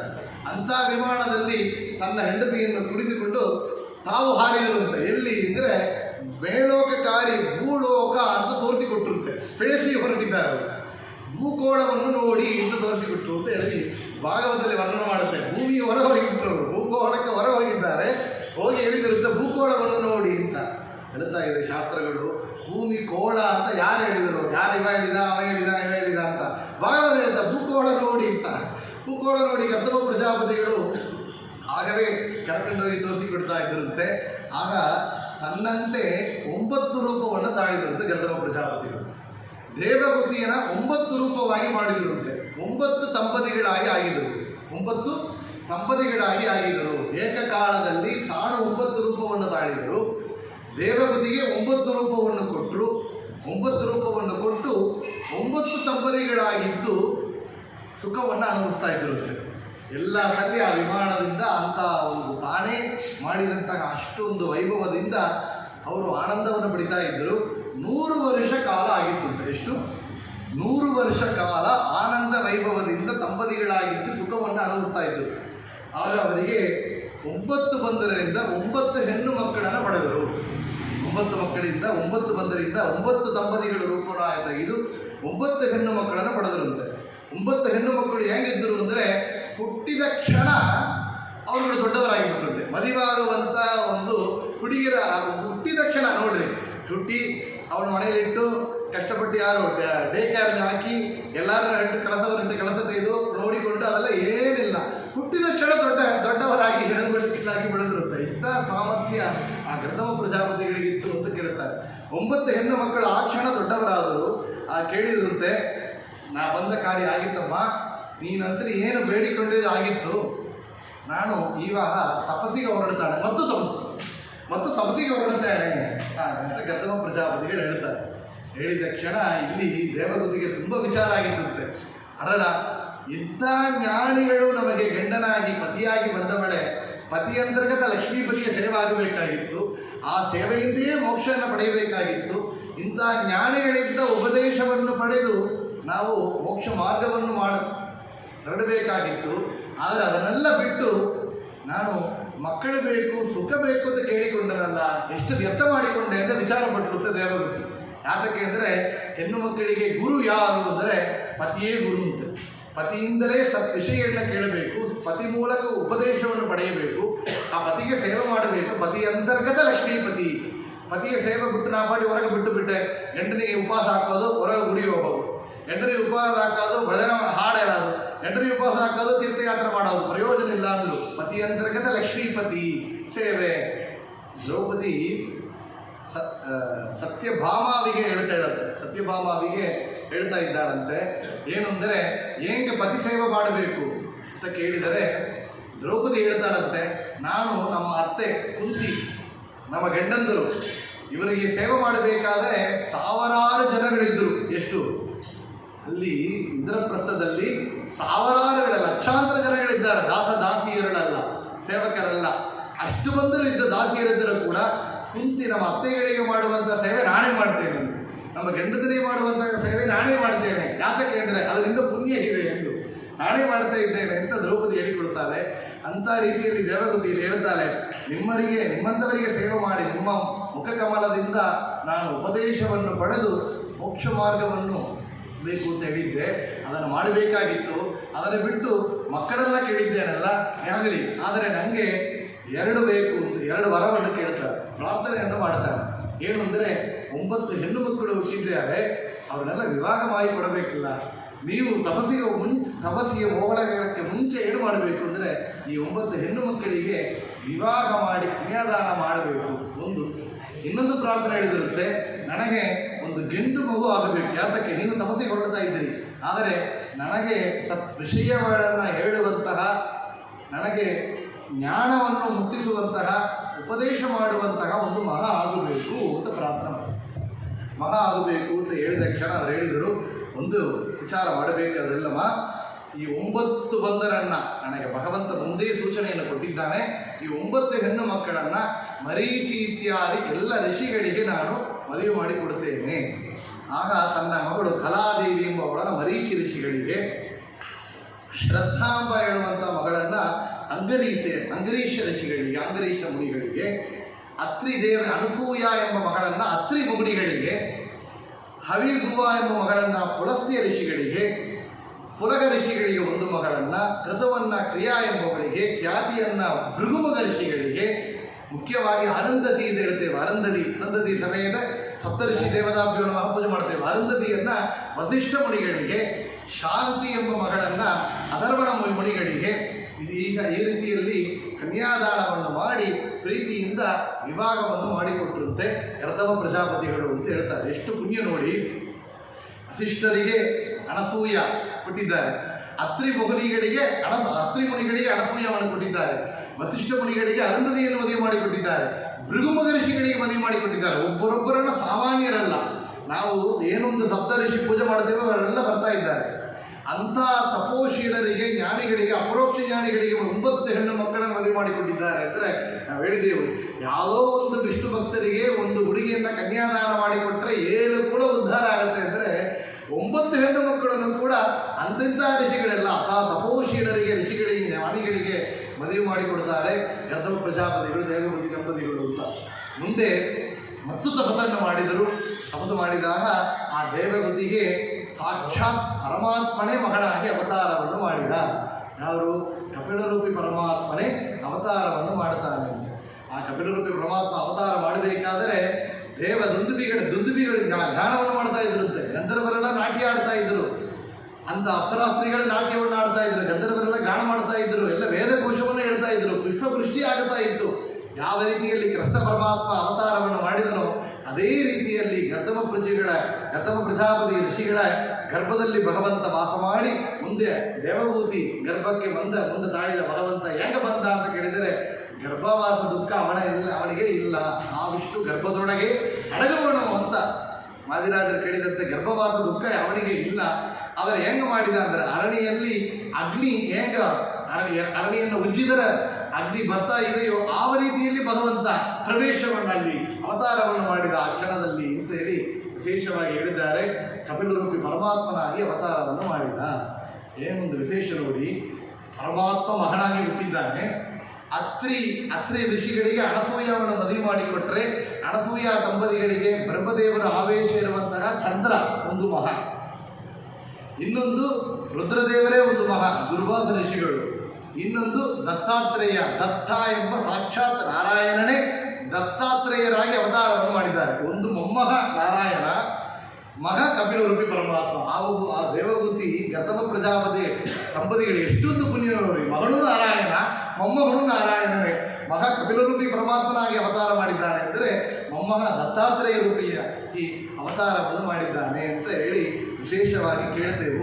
ಆಗ ಇಲ್ಲಿ ಗರ್ದಭ ಪ್ರಜಾಪತಿಗಳು ಹೇಳಿದರು, ಸ್ತೋತ್ರವನ್ನು ಮಾಡ್ತಾರೆ, ಕಪಿಲರೂಪಿ ಪರಮಾತ್ಮನ ಸ್ತೋತ್ರವನ್ನು ಮಾಡ್ತಾರೆ. ಆಗ ಕಪಿಲರೂಪಿ ಪರಮಾತ್ಮ ಹೇಳ್ತಾರೆ, ಇಲ್ಲಿ ಭಗವಂತನ ನೋಡಿ ಮಾತನ್ನು ಹೇಳ್ತಾರೆ, ಬ್ರಹ್ಮದೇವರು ನಿಮಗೆ ಪ್ರಾರ್ಥನೆ ಮಾಡಿದರು, ಯಾತಕ್ಕೆ ನಾವು ಪ್ರಾರ್ಥನೆ ಮಾಡಿದರೆ ಭಗವಂತ ಅವತಾರ ಮಾಡೋದಿಲ್ಲ. ಉನ್ನತ ಪ್ರಾರ್ಥಿತ ಶೇಷ ಸಂಸಾಧಕಂ ಸನ್ನದಾಲೌಕಿಕಾನಂದದ ಶ್ರೀಪದಂ ಭಿನ್ನ ಕರ್ಮಾಶಯ ಪ್ರಾಣಿ ಸಂಪ್ರೇರಕಂ ತನ್ನಗಿನ್ನೀದಿ ವಿಶ್ವಸ್ಸು ಮೀಮಾಂಸಿತಂ ಪ್ರಣಯಾಮೋ ವಾಸುದೇವಂ ದೇವತಾ ಮಂಡಲ ಕಂಡ ಮಂಡಲಂ.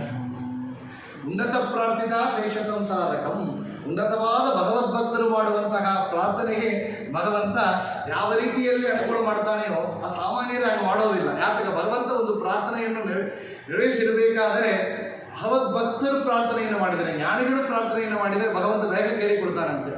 ಅಂಥ ರೀತಿಯಲ್ಲಿ ಪ್ರಾರ್ಥನೆ ಮಾಡಿದವರು ಉನ್ನತವಾದ ಭಕ್ತರು ಅಂದರೆ ಜೀವೋತ್ತಮರಾದ ಬ್ರಹ್ಮದೇವರ ಪ್ರಾರ್ಥನೆ ಇತ್ತು, ಅವರ ಅನುಗ್ರಹ ಇತ್ತು. ಅದರಿಂದ ಇಲ್ಲಿ ಭಗವಂತ ನೀನೇ ಅವತಾರವನ್ನು ಮಾಡಿದ್ದೀಯಪ್ಪ ಹಾಗಂತ ಹೇಳಿ ಭಗವಂತನ ಸ್ತೋತ್ರವನ್ನು ಮಾಡ್ತಾರೆ ಇಲ್ಲಿ ಗರ್ದಭ ಪ್ರಜಾಪತಿಗಳು. ಆಗ ಭಗವಂತ ಅನುಗ್ರಹವನ್ನು ಮಾಡಿದ, ಹೌದು ನಿನ್ನ ಅನುಗ್ರಹ ಮಾಡಲಿಕ್ಕಾಗಿ ಅವತಾರವನ್ನು ಮಾಡಿದ್ದೇನೆ ಅಂತ ಹೇಳಿ ಅನುಗ್ರಹವನ್ನು ಮಾಡ್ತಾನೆ. ಆಗ ಗರ್ದಭ ಪ್ರಜಾಪತಿಗಳು ಮತ್ತು ತಪಸ್ಸಿಗೆ ಹೊರಟಂತೆ. ಸಾಕ್ಷಾತ್ ಭಗವಂತ ಮನೆಗೆ ಮಗನಾಗಿ ಹುಟ್ಟಿದ ಮೇಲೆ ಗರ್ದಭ ಪ್ರಜಾಪತಿಗಳು ಯಾತಕ್ಕೆ ತಪಸ್ಸಿಗೆ ಹೋದರು? ಈ ಮಾತನ್ನು ಕೇಳಿದರೆ ಶಾಸ್ತ್ರಗಳು ಹೇಳ್ತಾ ಇದೆ, ನಮಗೆ ಬಿಂಬರೂಪಿ ಪರಮಾತ್ಮ ಯಾರೋ ಆ ಬಿಂಬರೂಪಿ ಪರಮಾತ್ಮನ ದರ್ಶನವನ್ನು ಪಡೆದು ಸಾಕ್ಷಾತ್ಕಾರ ಪಡೆಯೋದೇ ನಮ್ಮ ಸಾಧನೆ. ಆಗ ಇಲ್ಲಿ ಗರ್ದಭ ಪ್ರಜಾಪತಿಗಳಿಗೆ ಕಪಿಲರೂಪಿ ಪರಮಾತ್ಮ ಅವತಾರ ಮಾಡಿದವರು ಕೂಡ ತಮ್ಮ ಅಂತರ್ಯಾಮಿಯಾಗಿರುವಂತಹ ಬಿಂಬರೂಪಿ ಪರಮಾತ್ಮನ ಧ್ಯಾನವನ್ನು ಮಾಡಿ ಆ ಭಗವಂತನ ಜ್ಞಾನವನ್ನು ಪಡೆದು ಅಪರೋಕ್ಷ ಜ್ಞಾನವನ್ನು ಪಡೆದು ಅಲ್ಲಿ ಭಗವಂತನ ದರ್ಶನ ಮಾಡೋದೇ ಅದು ಸಾಧನೆ. ಅದರಿಂದ ಅವರೇನು ಮಾಡಿದರು ಅಂದರೆ ಈ ಕಪಿಲ ಅಭಿನ್ನ ತನ್ನ ಬಿಂಬರೂಪಿ ಪರಮಾತ್ಮನ ದರ್ಶನ ಮಾಡಬೇಕು, ಅವರ ಧ್ಯಾನವನ್ನು ಮಾಡಬೇಕು, ಸಾಧನ ಆಗಬೇಕು ಅಂತ ಹೇಳಿ ಮುಂದೆ ತಪಸ್ಸಿಗೆ ಹೊರಟಿದ್ದಾರೆ. ಪ್ರಥಮ ಪ್ರಜಾಪತಿಗಳು ಹೇಳುವಂತಹ ಸಮಯದಲ್ಲಿ ಹೇಳಿದ್ದಾರೆ, ನಿನಗೆ ಮಗನಾಗಿ ಹುಟ್ಟಿದ ಈ ಒಂದು ಮಗನಲ್ಲ, ಅವನು ಸಾಕ್ಷಾತ್ ಪರಮಾತ್ಮನೇ. ಆ ಪರಮಾತ್ಮನ ಅನುಗ್ರಹ ಮಾಡಲಿಕ್ಕಾಗಿ ಅನುಗ್ರಹ ರೂಪದಿಂದ ಅನುಗ್ರಹ ಮಾಡಲಿಕ್ಕಾಗಿ ನಿನಗೆ ಹುಟ್ಟಿದ್ದಾನೆ. ಆ ಮಗನಾದ ಭಗವಂತ ಕಪಿಲರೂಪಿ ಪರಮಾತ್ಮ ನನಗೆ ಉಪದೇಶವನ್ನು ಮಾಡುತ್ತಾನೆ ಎಂಬ ವಿಷಯವನ್ನು ಪ್ರಥಮ ಪ್ರಜಾಪತಿಗಳು ಹೇಳು ತಪಸ್ಸಿಗೆ ಹೊರಟಂತೆ. ಆಗ ಈ ದೇವಹೂತಿ ಇಷ್ಟು ಆನಂದವಾಗಿದ್ದರು. 9 ಹೆಣ್ಣು ಮಕ್ಕಳನ್ನು ಅಂತಿದ್ದ ಜ್ಞಾನಿಗಳಲ್ಲ, ಎಲ್ಲ ಅಪರೋಕ್ಷ ಜ್ಞಾನಿಗಳು, ಋಷಿಗಳು, 9 ಋಷಿಗಳಿಗೆ ಮಗನಾಗಿ ಮದುವೆ ಮಾಡಿಕೊಟ್ಟು ಆ ಒಂದು ಆನಂದವಾಗಿದೆ. ಇವಾಗ ಸಾಕ್ಷಾತ್ ಪರಮಾತ್ಮನೇ ಮಗನಾಗಿ ಹುಟ್ಟಿದ್ದಾನೆ ಅಂದರೆ ಎಷ್ಟೊಂದು ಆನಂದ ಇರಬೇಕು ಆ ದೇವಹೂತಿಗೆ. ಅಂಥ ಒಂದು ಆನಂದವಾಗಿತ್ತು. ಆಗ ಆನಂದವಾದಾಗ ಆ ಕಪಿಲರೂಪಿ ಪರಮಾತ್ಮನಲ್ಲಿ ಪ್ರಾರ್ಥನೆಯನ್ನು ಮಾಡ್ತಾನೆ, ಸ್ವಾಮಿ ನೀ ನನ್ನ ಮಗನಾಗಿ ಹುಟ್ಟಿದ್ದು ನನ್ನ ಭಾಗ್ಯ. ಭಾಗ್ಯ ಅಂತ ಕೇಳಿದರೆ ಇದು ನಾ ಮಾಡಿದ ಪುಣ್ಯವು ಅಂತ ಕೇಳಿದರೆ ಇಲ್ಲ. ವಿಜಯದಾಸರು ಹೇಳ್ತಾರೆ, ನಿನ್ನ ಒಲುಮೆಯಿಂದ ನಿಗಿಡ ಜನರು ಬಂದು ಮನ್ನಿಸುವರು ಮಹಾರಾಯ, ಎನ್ನ ಪುಣ್ಯಗಳಿಂದ ಈ ಪರಿ ಉಂಡೇನೋ ನಿನ್ನದೇ ಸಕಲ ಸಂಪತ್ತು. ಈ ಒಂದು ಪುಣ್ಯ, ನನ್ನ ವೈಭವ, ಈ ಒಂದು ಸುಖ ಏನೋ ಒಂದು ಆಗಿದೆಯೋ ಇದು ನನ್ನ ಪುಣ್ಯದಿಂದ ಆಗಿತ್ತು ಅಂತ ಹೇಳಕ್ಕೆ ಸಾಧ್ಯವೇ ಇಲ್ಲ. ನಾನು ಅಷ್ಟು ಪುಣ್ಯ ಮಾಡಿದ್ದಾನೆ. ನನಗೆ ಆಗಿದ ಸುಖವನ್ನು ನೋಡಿದರೆ, ನನಗೆ ನೀ ಮಾಡಿದ ಕಾರುಣ್ಯವನ್ನು ನೋಡಿದರೆ ಇದು ನನ್ನ ಪುಣ್ಯಕ್ಕಾಗಿ ಬಂದದಲ್ಲಪ್ಪ, ಇದೆಲ್ಲ ನಿನ್ನದೇ ಸಕಲ ಸಂಪತ್ತು, ನಿನ್ನ ಕಾರುಣ್ಯದಿಂದ ಬಂದದ್ದು, ನಿನ್ನ ಅನುಗ್ರಹದಿಂದ ಬಂದದ್ದು ಮತ್ತು ನನ್ನ ಪುಣ್ಯದಿಂದ ಆಗಿದ್ದಲ್ಲ ಎಂಬ ವಿಷಯವನ್ನು ವಿಜಯದಾಸರು ಹೇಳ್ತಾರೆ. ಅದೇ ರೀತಿಯಲ್ಲಿ ಇಲ್ಲಿ ದೇವಗತಿ ಹೇಳ್ತಾರೆ, ನಿನ್ನ ಕಾರುಣ್ಯ ನನಗೆ ಮಗನಾಗಿ ಬಂದದ್ದು ನಿನ್ನ ಕಾರುಣ್ಯದಿಂದ, ನೀನು ಕಾರುಣ್ಯದಿಂದ ನನಗೆ ಅನುಗ್ರಹವನ್ನು ಮಾಡ್ತಾ ಇದ್ದೀಯಪ್ಪ. ಬ್ರಹ್ಮದೇವರ ಅನುಗ್ರಹವಾಗಿದೆ, ಸ್ವಯಂಭೂಗಳು ನಮ್ಮ ತಂದೆಗಳೇ ಅವರ ಆಶೀರ್ವಾದವಾಗಿದೆ, ನಮ್ಮ ಗಂಡಂದರು ಗರ್ದಭ ಪ್ರಜಾಪತಿಗಳೇ ಆ ಒಂದು ತಪಸ್ಸಿಗೆ ಅನುಗ್ರಹ ಮಾಡಿದ್ದಿ, ಅದಕ್ಕಾಗಿ ಇಲ್ಲಿ ಬಂದಿದ್ದಿ. ನನಗೆ ಉಪದೇಶವನ್ನು ಮಾಡು, ಯಾವೊಂದು ತಿಳಿಯಬೇಕು ಆ ವಿಷಯವನ್ನು ಹೇಳು, ಯಾವನ್ನು ತಿಳಿದರೆ ಮೋಕ್ಷ ಮಾರ್ಗವನ್ನು ನಾವು ಪಡೆಯುತ್ತೇವೆ ಆ ಒಂದು ಮೋಕ್ಷ ಮಾರ್ಗಕ್ಕೆ ನನಗೆ ನೀನು ಉಪದೇಶವನ್ನು ಮಾಡು ಎಂಬ ಪ್ರಾರ್ಥನೆಯನ್ನು ಇಲ್ಲಿ ದೇವಹೂತಿ ಕಪಿಲರೂಪಿ ಪರಮಾತ್ಮನಲ್ಲಿ ಇಟ್ಟರು. ಈ ಕಪಿಲರೂಪಿ ಪರಮಾತ್ಮನ ಅವತಾರ ಅಂತ ಕೇಳಿದರೆ ನಾವು ಹೇಳಿದೆವು ಮುಂದೆ, ಅಂತ ಭಗವಂತನ ಅವತಾರವನ್ನು ವಿಶೇಷವಾಗಿ ವಿಜಯದಾಸರು ಸುಡಾದಿಯಾಗಿ ಮಾಡಿಕೊಟ್ಟಿದ್ದಾರೆ. ಆದಿಮನ್ವಂತರದಿ ಜನಿಸಿದ ಮಹದೈವ ಆದಿಪರ ಬೊಮ್ಮ ಬೊಮ್ಮನಯ್ಯ ಜೀಯ ಸಾಧು ಜನಪ್ರಿಯ ಸಂತತ ಮುನಿ ತಿಲಕ ಬೋಧ ಶರೀರ ಭಗತರ ಮನೋಹರ ಹರಿ ಮಾಧವ ಸಿರಿ ವಿಜಯ ವಿಠಲ ವಿಮಲೇಶ ಮೋದಮತಿ ಕೊಡುವ ಕಪಿಲ ಭಗವನ್ಮೂರ್ತಿ ಆದಿಮನ್ವಂತರದಲ್ಲಿ ಜನಿಸಿದ ಮಹಾದೈವ. ಆದಿಮನ್ವಂತರದಲ್ಲಿ ಸ್ವಯಂಭುವ ಮನ್ವಂತರದಲ್ಲಿ ಭಗವಂತ ಕಪಿಲನಾಗಿ ಅವತಾರವನ್ನು ಮಾಡಿದ. ಈ ವಿಷಯವನ್ನು ವಿಜಯದಾಸರು ಹೇಳ್ತಾರೆ. ಅಂಥ ಭಗವಂತ ಯಾರು, ಕಪಿಲರೂಪಿ ಪರಮಾತ್ಮ ಯಾರು ಅಂತ ಕೇಳಿದರೆ ಅವ ಸಾಮಾನ್ಯನಲ್ಲ, ಆದಿ ಪರಬ್ರಹ್ಮ ಅಂದರು. ಆದಿ ಪರಬ್ರಹ್ಮ, ಅವ ಪರಬ್ರಹ್ಮ. ಅವ ಯಾರೋ ಒಂದು ಮನುಷ್ಯ ಅಲ್ಲ, ಋಷಿ ಅಲ್ಲ. ಅವ ಯಾರು ಅಂದರೆ ಸಾಕ್ಷಾತ್ ಪರಮಾತ್ಮ, ಪರಬ್ರಹ್ಮ ನಾರಾಯಣನೇ, ವಿಷ್ಣುವೇ. ಬೊಮ್ಮನಯ್ಯ ಜೀಯ ಅಂದರು. ಬೊಮ್ಮನಯ್ಯ ಜೀಯ ಯಾರು ಅಂದರೆ ಬೊಮ್ಮ ಅಂದರೆ ಬ್ರಹ್ಮದೇವರು. ಬೊಮ್ಮನಿಗೆ ಅಯ್ಯ ಅಂದರೆ ಬೊಮ್ಮನಿಗೆ ತಂದೆ, ಬ್ರಹ್ಮದೇವರಿಗೆ ತಂದೆಯಾದ ವಿಷ್ಣು ಎಂಬ ವಿಷಯವನ್ನು ಹೇಳಿ ಅಂತಹ ಕಪಿಲರೂಪಿ ಪರಮಾತ್ಮ ಯಾರು ಅಂತ ಕೇಳಿದರೆ ಸಾಧು ಜನಪ್ರಿಯ. ಅವ ಸಾಧು ಜನರಿಗೆ ಸಾಂಖ್ಯಶಾಸ್ತ್ರವನ್ನು ಉಪದೇಶ ಮಾಡಲಿಕ್ಕಾಗಿ ಅವತಾರವನ್ನು ಮಾಡಿದ್ದಾನೆ. ದೇವದೂತಿಗೆ ಉಪದೇಶ ಮಾಡಲಿಕ್ಕಾಗಿ ಬಂದಿದ್ದಾನೆ ಉಂಟು, ಗರ್ಧಮ ಪ್ರಜಾಪತಿಗಳಿಗೆ ಅನುಗ್ರಹ ಮಾಡಲಿಕ್ಕಾಗಿ ಬಂದದ್ದು ಉಂಟು. ಮುಖ್ಯವಾಗಿ ಯಾತಕ್ಕೆ ಅಂತ ಕೇಳಿದರೆ ಸಾಧು ಜನಪ್ರಿಯ, ಸಾಧು ಜನರಿಗೆ ಸಾಂಖ್ಯಶಾಸ್ತ್ರವನ್ನು ಉಪದೇಶ ಮಾಡಲಿಕ್ಕಾಗಿ ಭಗವಂತ ಅವತಾರ ಮಾಡಿದ. ಯಾತಕ್ಕೆ ಅಂದರೆ ಭಗವಂತನ ಎಲ್ಲ ಅವತಾರ ಎಲ್ಲ ಕಾರ್ಯಕ್ಕಾಗಿಯೂ ಬಂದಿದೆ, ಆದರೆ ವಿಶೇಷ ಕಾರ್ಯ ಅಂತ ಒಂದಿದೆ. ಏನು? ದೈತ್ಯರ ಸಂಹಾರಕ್ಕಾಗಿ ನರಸಿಂಹರೂಪಿ ಪರಮಾತ್ಮನ ಅವತಾರ, ಪರಶುರಾಮನ ಅವತಾರ, ವರಾಗರೂಪಿ ಪರಮಾತ್ಮನ ಅವತಾರ ಎಲ್ಲ ದೈತ್ಯ ಸಂಹಾರಕ್ಕಾಗಿ, ರಾಮಾವತಾರ, ಕೃಷ್ಣಾವತಾರ ಎಲ್ಲ ದೈತ್ಯರ ಸಂಹಾರಕ್ಕಾಗಿ. ಜ್ಞಾನ ಕಾರ್ಯಕ್ಕಾಗಿ ಅಂತ ಕೇಳಿದರೆ ಕೃಷ್ಣಾವತಾರ ಜ್ಞಾನ ಕಾರ್ಯ ಆಗಿಲ್ಲವಾದ ಜ್ಞಾನ ಕಾರ್ಯ ಆಗಿತ್ತು. ಯಾತಕ್ಕೆ? ಭಗವದ್ಗೀತೆಯನ್ನು ಉಪದೇಶವನ್ನು ಮಾಡಿದ್ದಾನೆ, ಉದ್ಧವ ಗೀತೆಯನ್ನು ಉಪದೇಶವನ್ನು ಮಾಡಿದ್ದಾನೆ. ಭಗವಂತ ಎರಡು ಕಾರ್ಯವನ್ನು ಮಾಡಿದ್ದಾನೆ ಕೃಷ್ಣಾವತಾರ ಕಾಲದಲ್ಲಿ. ಆದರೆ ವಿಶೇಷವಾಗಿ ಜ್ಞಾನ ಕಾರ್ಯ ಪರಶುರಾಮರು ಜ್ಞಾನ ಕಾರ್ಯವನ್ನು ಮಾಡಿದ್ದಾರೆ. ಯಾತಕ್ಕೆ? ಭೀಷ್ಮರಿಗೆ ಗುರುವಾಗಿದ್ದರು. ಎಲ್ಲರಿಗೂ ಕೂಡ ಎಂಥ ದೊಡ್ಡ ದೊಡ್ಡ ಜ್ಞಾನಿಗಳಿಗೆ ದ್ರೋಣಾಚಾರ್ಯ ಗುರುವಾಗಿದ್ದಾರೆ. ಆಗ ಪರಶುರಾಮರು ಕೂಡ ಜ್ಞಾನ ಕಾರ್ಯವನ್ನು ಮಾಡಿದ್ದಾರೆ, ದೈತ್ಯ ಸಂಹಾರವನ್ನು ಮಾಡಿದ್ದಾರೆ. ಶತ್ರುಕುಲ ಅಂತಾದ ಆ ಒಂದು ದುಷ್ಟ ರಾಜರನ್ನು ಸಂಹಾರ ಮಾಡುವಂಥ ಕಾರ್ಯವನ್ನು ಮಾಡಿದ್ದಾರೆ. ಆದರೆ ಮುಖ್ಯವಾಗಿ ಜ್ಞಾನ ಕಾರ್ಯಕ್ಕಾಗಿ, ಪ್ರತ್ಯೇಕವಾಗಿ ಜ್ಞಾನ ಕಾರ್ಯಕ್ಕಾಗಿ ಅವತಾರ ಅಂತ ಕೇಳಿದರೆ ವೇದವ್ಯಾಸರು, ಹಯಗ್ರೀವ ಪರಮಾತ್ಮನ ಅವತಾರ, ಕಪಿಲ, ದತ್ತಾತ್ರೇಯ ಇತ್ಯಾದಿ ಅವತಾರಗಳನ್ನು ನೋಡಿದರೆ ಜ್ಞಾನ ಕಾರ್ಯಕ್ಕಾಗಿ ವಿಶೇಷವಾದ ಅವತಾರ. ಆಗ ಈ ಕಪಿಲರೂಪಿ ಪರಮಾತ್ಮನ ಅವತಾರ ಅಂತ ಕೇಳಿದರೆ ವಿಶೇಷವಾಗಿ ಜ್ಞಾನ ಕಾರ್ಯಕ್ಕಾಗಿ ಎಂಬ ವಿಷಯವನ್ನು, ಸಾಧು ಜನಪ್ರಿಯ ಎಂಬ ವಿಷಯವನ್ನು ಕೂಡ ಇಲ್ಲಿ ವಿಜಯದಾಸರು ವಿಶೇಷವಾಗಿ ಹೇಳಿದ್ದಾರೆ. ಅಂತ ಜ್ಞಾನ ಕಾರ್ಯಕ್ಕಾಗಿ ಭಗವಂತ ಮಾಡಿದಂತಹ ಒಂದು ಅವತಾರ ಅಂತ ಕೇಳಿದರೆ ಇದು ಕಪಿಲರೂಪಿ ಪರಮಾತ್ಮನ ಅವತಾರ. ಇದು ಒಂದು ವಿಷಯ. ಇನ್ನೊಂದು ಹೇಳ್ತಾರೆ, ಈ ಒಂದು ಅವತಾರ ಆಗಿದೆಲ್ಲ ಎಲ್ಲಿ ಆಗಿತ್ತು? ಮುಂದೆ ಪದ್ಯದಲ್ಲಿ ಅಲ್ಲಿ ವಿಶೇಷವಾಗಿ ಹೇಳ್ತಾರೆ, ಗಣಮಹಿಮ ಗೌನಾಂಡದೊಳಗೆ ಲೀಲೆಯಿಂದ ಜನಿಸಿ ಮೆರೆದ ಬಿಂದು ಸರೋವರದಲ್ಲಿ. ಬಿಂದು ಸರೋವರದಲ್ಲಿ ಅವತಾರ, ಸರಸ್ವತಿ ನೀರ ಬಿಂದು ಸರೋವರದಲ್ಲಿ ನಾವು ನೋಡಿದ್ದೇವೆ. ದೇವಹೂತಿ ಸ್ನಾನವನ್ನು ಮಾಡಬೇಕಾದ್ರೆ ಎಲ್ಲಿ ಮಾಡೋದು? ಬಿಂದು ಸರೋವರದಲ್ಲಿ. ಹುಡುಗಿಯಲ್ಲಿ ಸ್ನಾನವನ್ನು ಮಾಡಿ ಬಂದರು ಅಂತ ಕೇಳ್ತೇವೆ. ಆ ಬಿಂದು ಸರೋವರದಲ್ಲಿ ಭಗವಂತನ ಅವತಾರವಾಗಿತ್ತು. ಮಿಣಿಗುವ ದ್ವಯಹಸ್ತ ಅಪ್ರಾಕೃತ ಕಾಯ ಇಣದಂತೆ ಒಪ್ಪುವ ಶಿರೋರುಗವೋ. ಭಗವಂತ ಅವತಾರ ಮಾಡಿದ, ಆದರೆ ಅವನಿಗೆ ನಮ್ಮಂತಹ ಪ್ರಾಕೃತ ದೇಹವ ಅಂತ ಕೇಳಿದರೆ ಇಲ್ಲ. ಎಂಥದ್ದು ಅವನ ರೂಪಗಳು ಅಂತ ಕೇಳಿದರೆ ಅವನ ಅವತಾರ ಬಿಂದು ಸರೋವರದಲ್ಲಿ ಅವತಾರ ಮಾಡಿದ ಭಗವಂತನ ವರ್ಣನೆಯನ್ನು ಮಾಡುತ್ತಾರೆ. ದ್ವಯಹಸ್ತ ಎರಡು ಕೈಗಳು, ಅಪ್ರಾಕೃತ ಶರೀರ, ಸೂರ್ಯನಂತೆ ಸೂರ್ಯಕೋಟಿ ಪ್ರಕಾಶ ಇರುವಂತಹ ಶರೀರ, ಅಂತಹ ಕ್ರೀಡವನ್ನು ಧಾರಣ ಮಾಡಿದವ. ಕನಕ ಪುತ್ತಡಿ ಹಿಂದೆ ಕಾಂತಿ ತ್ರಿಭುವನಕ್ಕೆ ಅನವರದ ತುಂಬಿ ಸುಸಿದರಿದಗೋ. ಜನನಿ ದೇವಹೂತಿಗೆ ಉಪದೇಶವನ್ನು ಮಾಡಿ ಗುಣ ಮೊದಲಾದ ತತ್ವವ ತಿಳಿಸಿದೆ. ಅನುದಿನ ತನುವಿನೊಳಗೆ ನೀನೇ ತಿಳಿದು ತಿಳಿದೆ ನಿತ್ಯ ಜನರನ್ನು ಪಾಲಿಸುವ ಕಪಿಲಾಖ್ಯನೇ. ಜನನಿ ದೇವಹೂತಿಗೆ ಉಪದೇಶವನ್ನು ಮಾಡಿ ಅಂತೇಳಿ. ಈಗ ಉಪದೇಶವನ್ನು ಮಾಡಿದವ ಜನನಿ ಯಾರು? ತಾಯಾದ ದೇವಹೂತಿಗೆ ಉಪದೇಶವನ್ನು ಮಾಡಿದವ ಕಪಿಲರೂಪಿ ಪರಮಾತ್ಮ. ಅಂತಹ ಕಪಿಲ ರೂಪಿ ಪರಮಾತ್ಮವನ್ನ ನಾವು ಏನು ಮಾಡಬೇಕು? ಅನುದಿನ ನಿನ್ನ ಧ್ಯಾನ ಮಾಡಿ ಮಣಿಯಿಂದ ಎನಿಸುವ ಸುಜ್ಜನಕ್ಕೆ ಜ್ಞಾನ ಕೊಡುವೆ ಅಂತ ವಿಜಯದಾಸ. ಅದು ತಾಯಾದ ದೇವಗುದಿಗೆ ಮಾತ್ರ ಜ್ಞಾನ ಕೊಟ್ಟವರಲ್ಲ, ಅನುದಿನ ಮಣಿಯಿಂದ ಅಂದರು. ನಾವು ಗಾಯತ್ರಿ ಜಪವನ್ನು ಬೆರಳಲ್ಲಿ ಎಣಿಸಬೇಕು. ಆದರೆ ಬೇರೆ ಬೇರೆ ಜಪಗಳನ್ನು ಒவ்வೊಂದು ಮಣಿಯಿಂದ ಎಣಿಸಿದರೆ ತಾರತಮ್ಯ ಕ್ರಮವಾಗಿ ಭಗವಂತ ಅನುಗ್ರಹ ಮಾಡೋದಾಗುತ್ತೆ.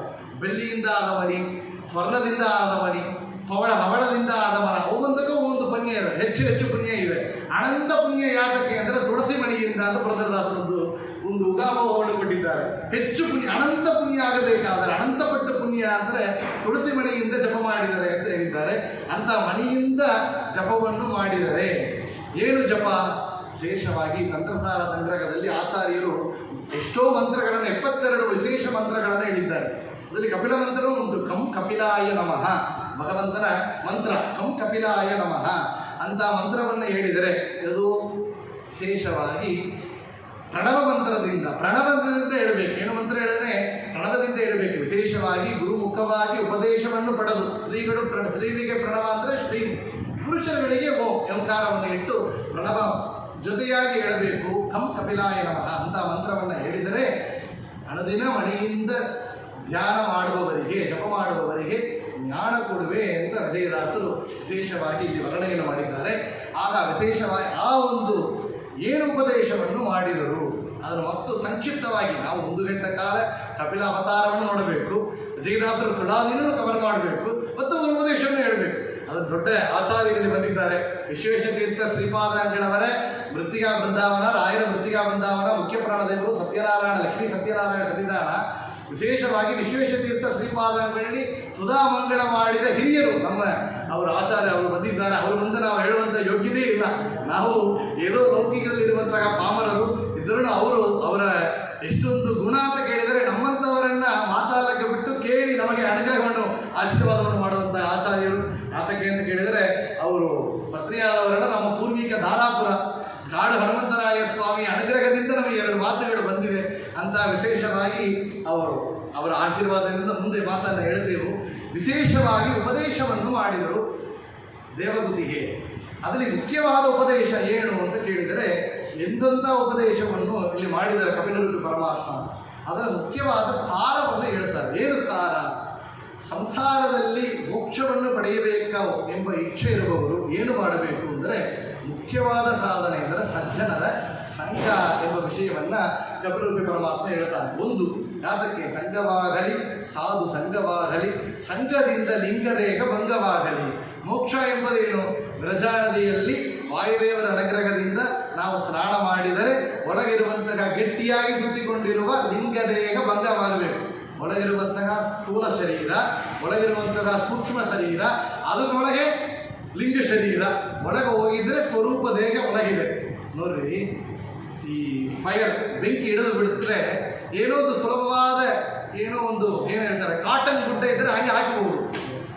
ಒಳಗೆ ಒಂದು ಹಾಕಿ ಇನ್ನರ್ ಹಾಕಿಕೊಂಡು, ಮೇಲೆ ಬನಿಯನ್ ಹಾಕಿಕೊಂಡು, ಅದಕ್ಕೆ ಮೇಲೆ ಒಂದು ಶರ್ಟ್ ಹಾಕಿ, ಅದಕ್ಕೆ ಮೇಲೆ ಒಂದು ಸ್ವೆಟರ್ ಹಾಕಿಕೊಂಡು, ಅದಕ್ಕೆ ಮೇಲೆ ಹೊದ್ದಿಕೊಂಡು, ಮೇಲೆ ಶಾಗಲ್ ಹಾಕಿಕೊಂಡ್ರೆ ಹೆಚ್ಚು ಕಷ್ಟ.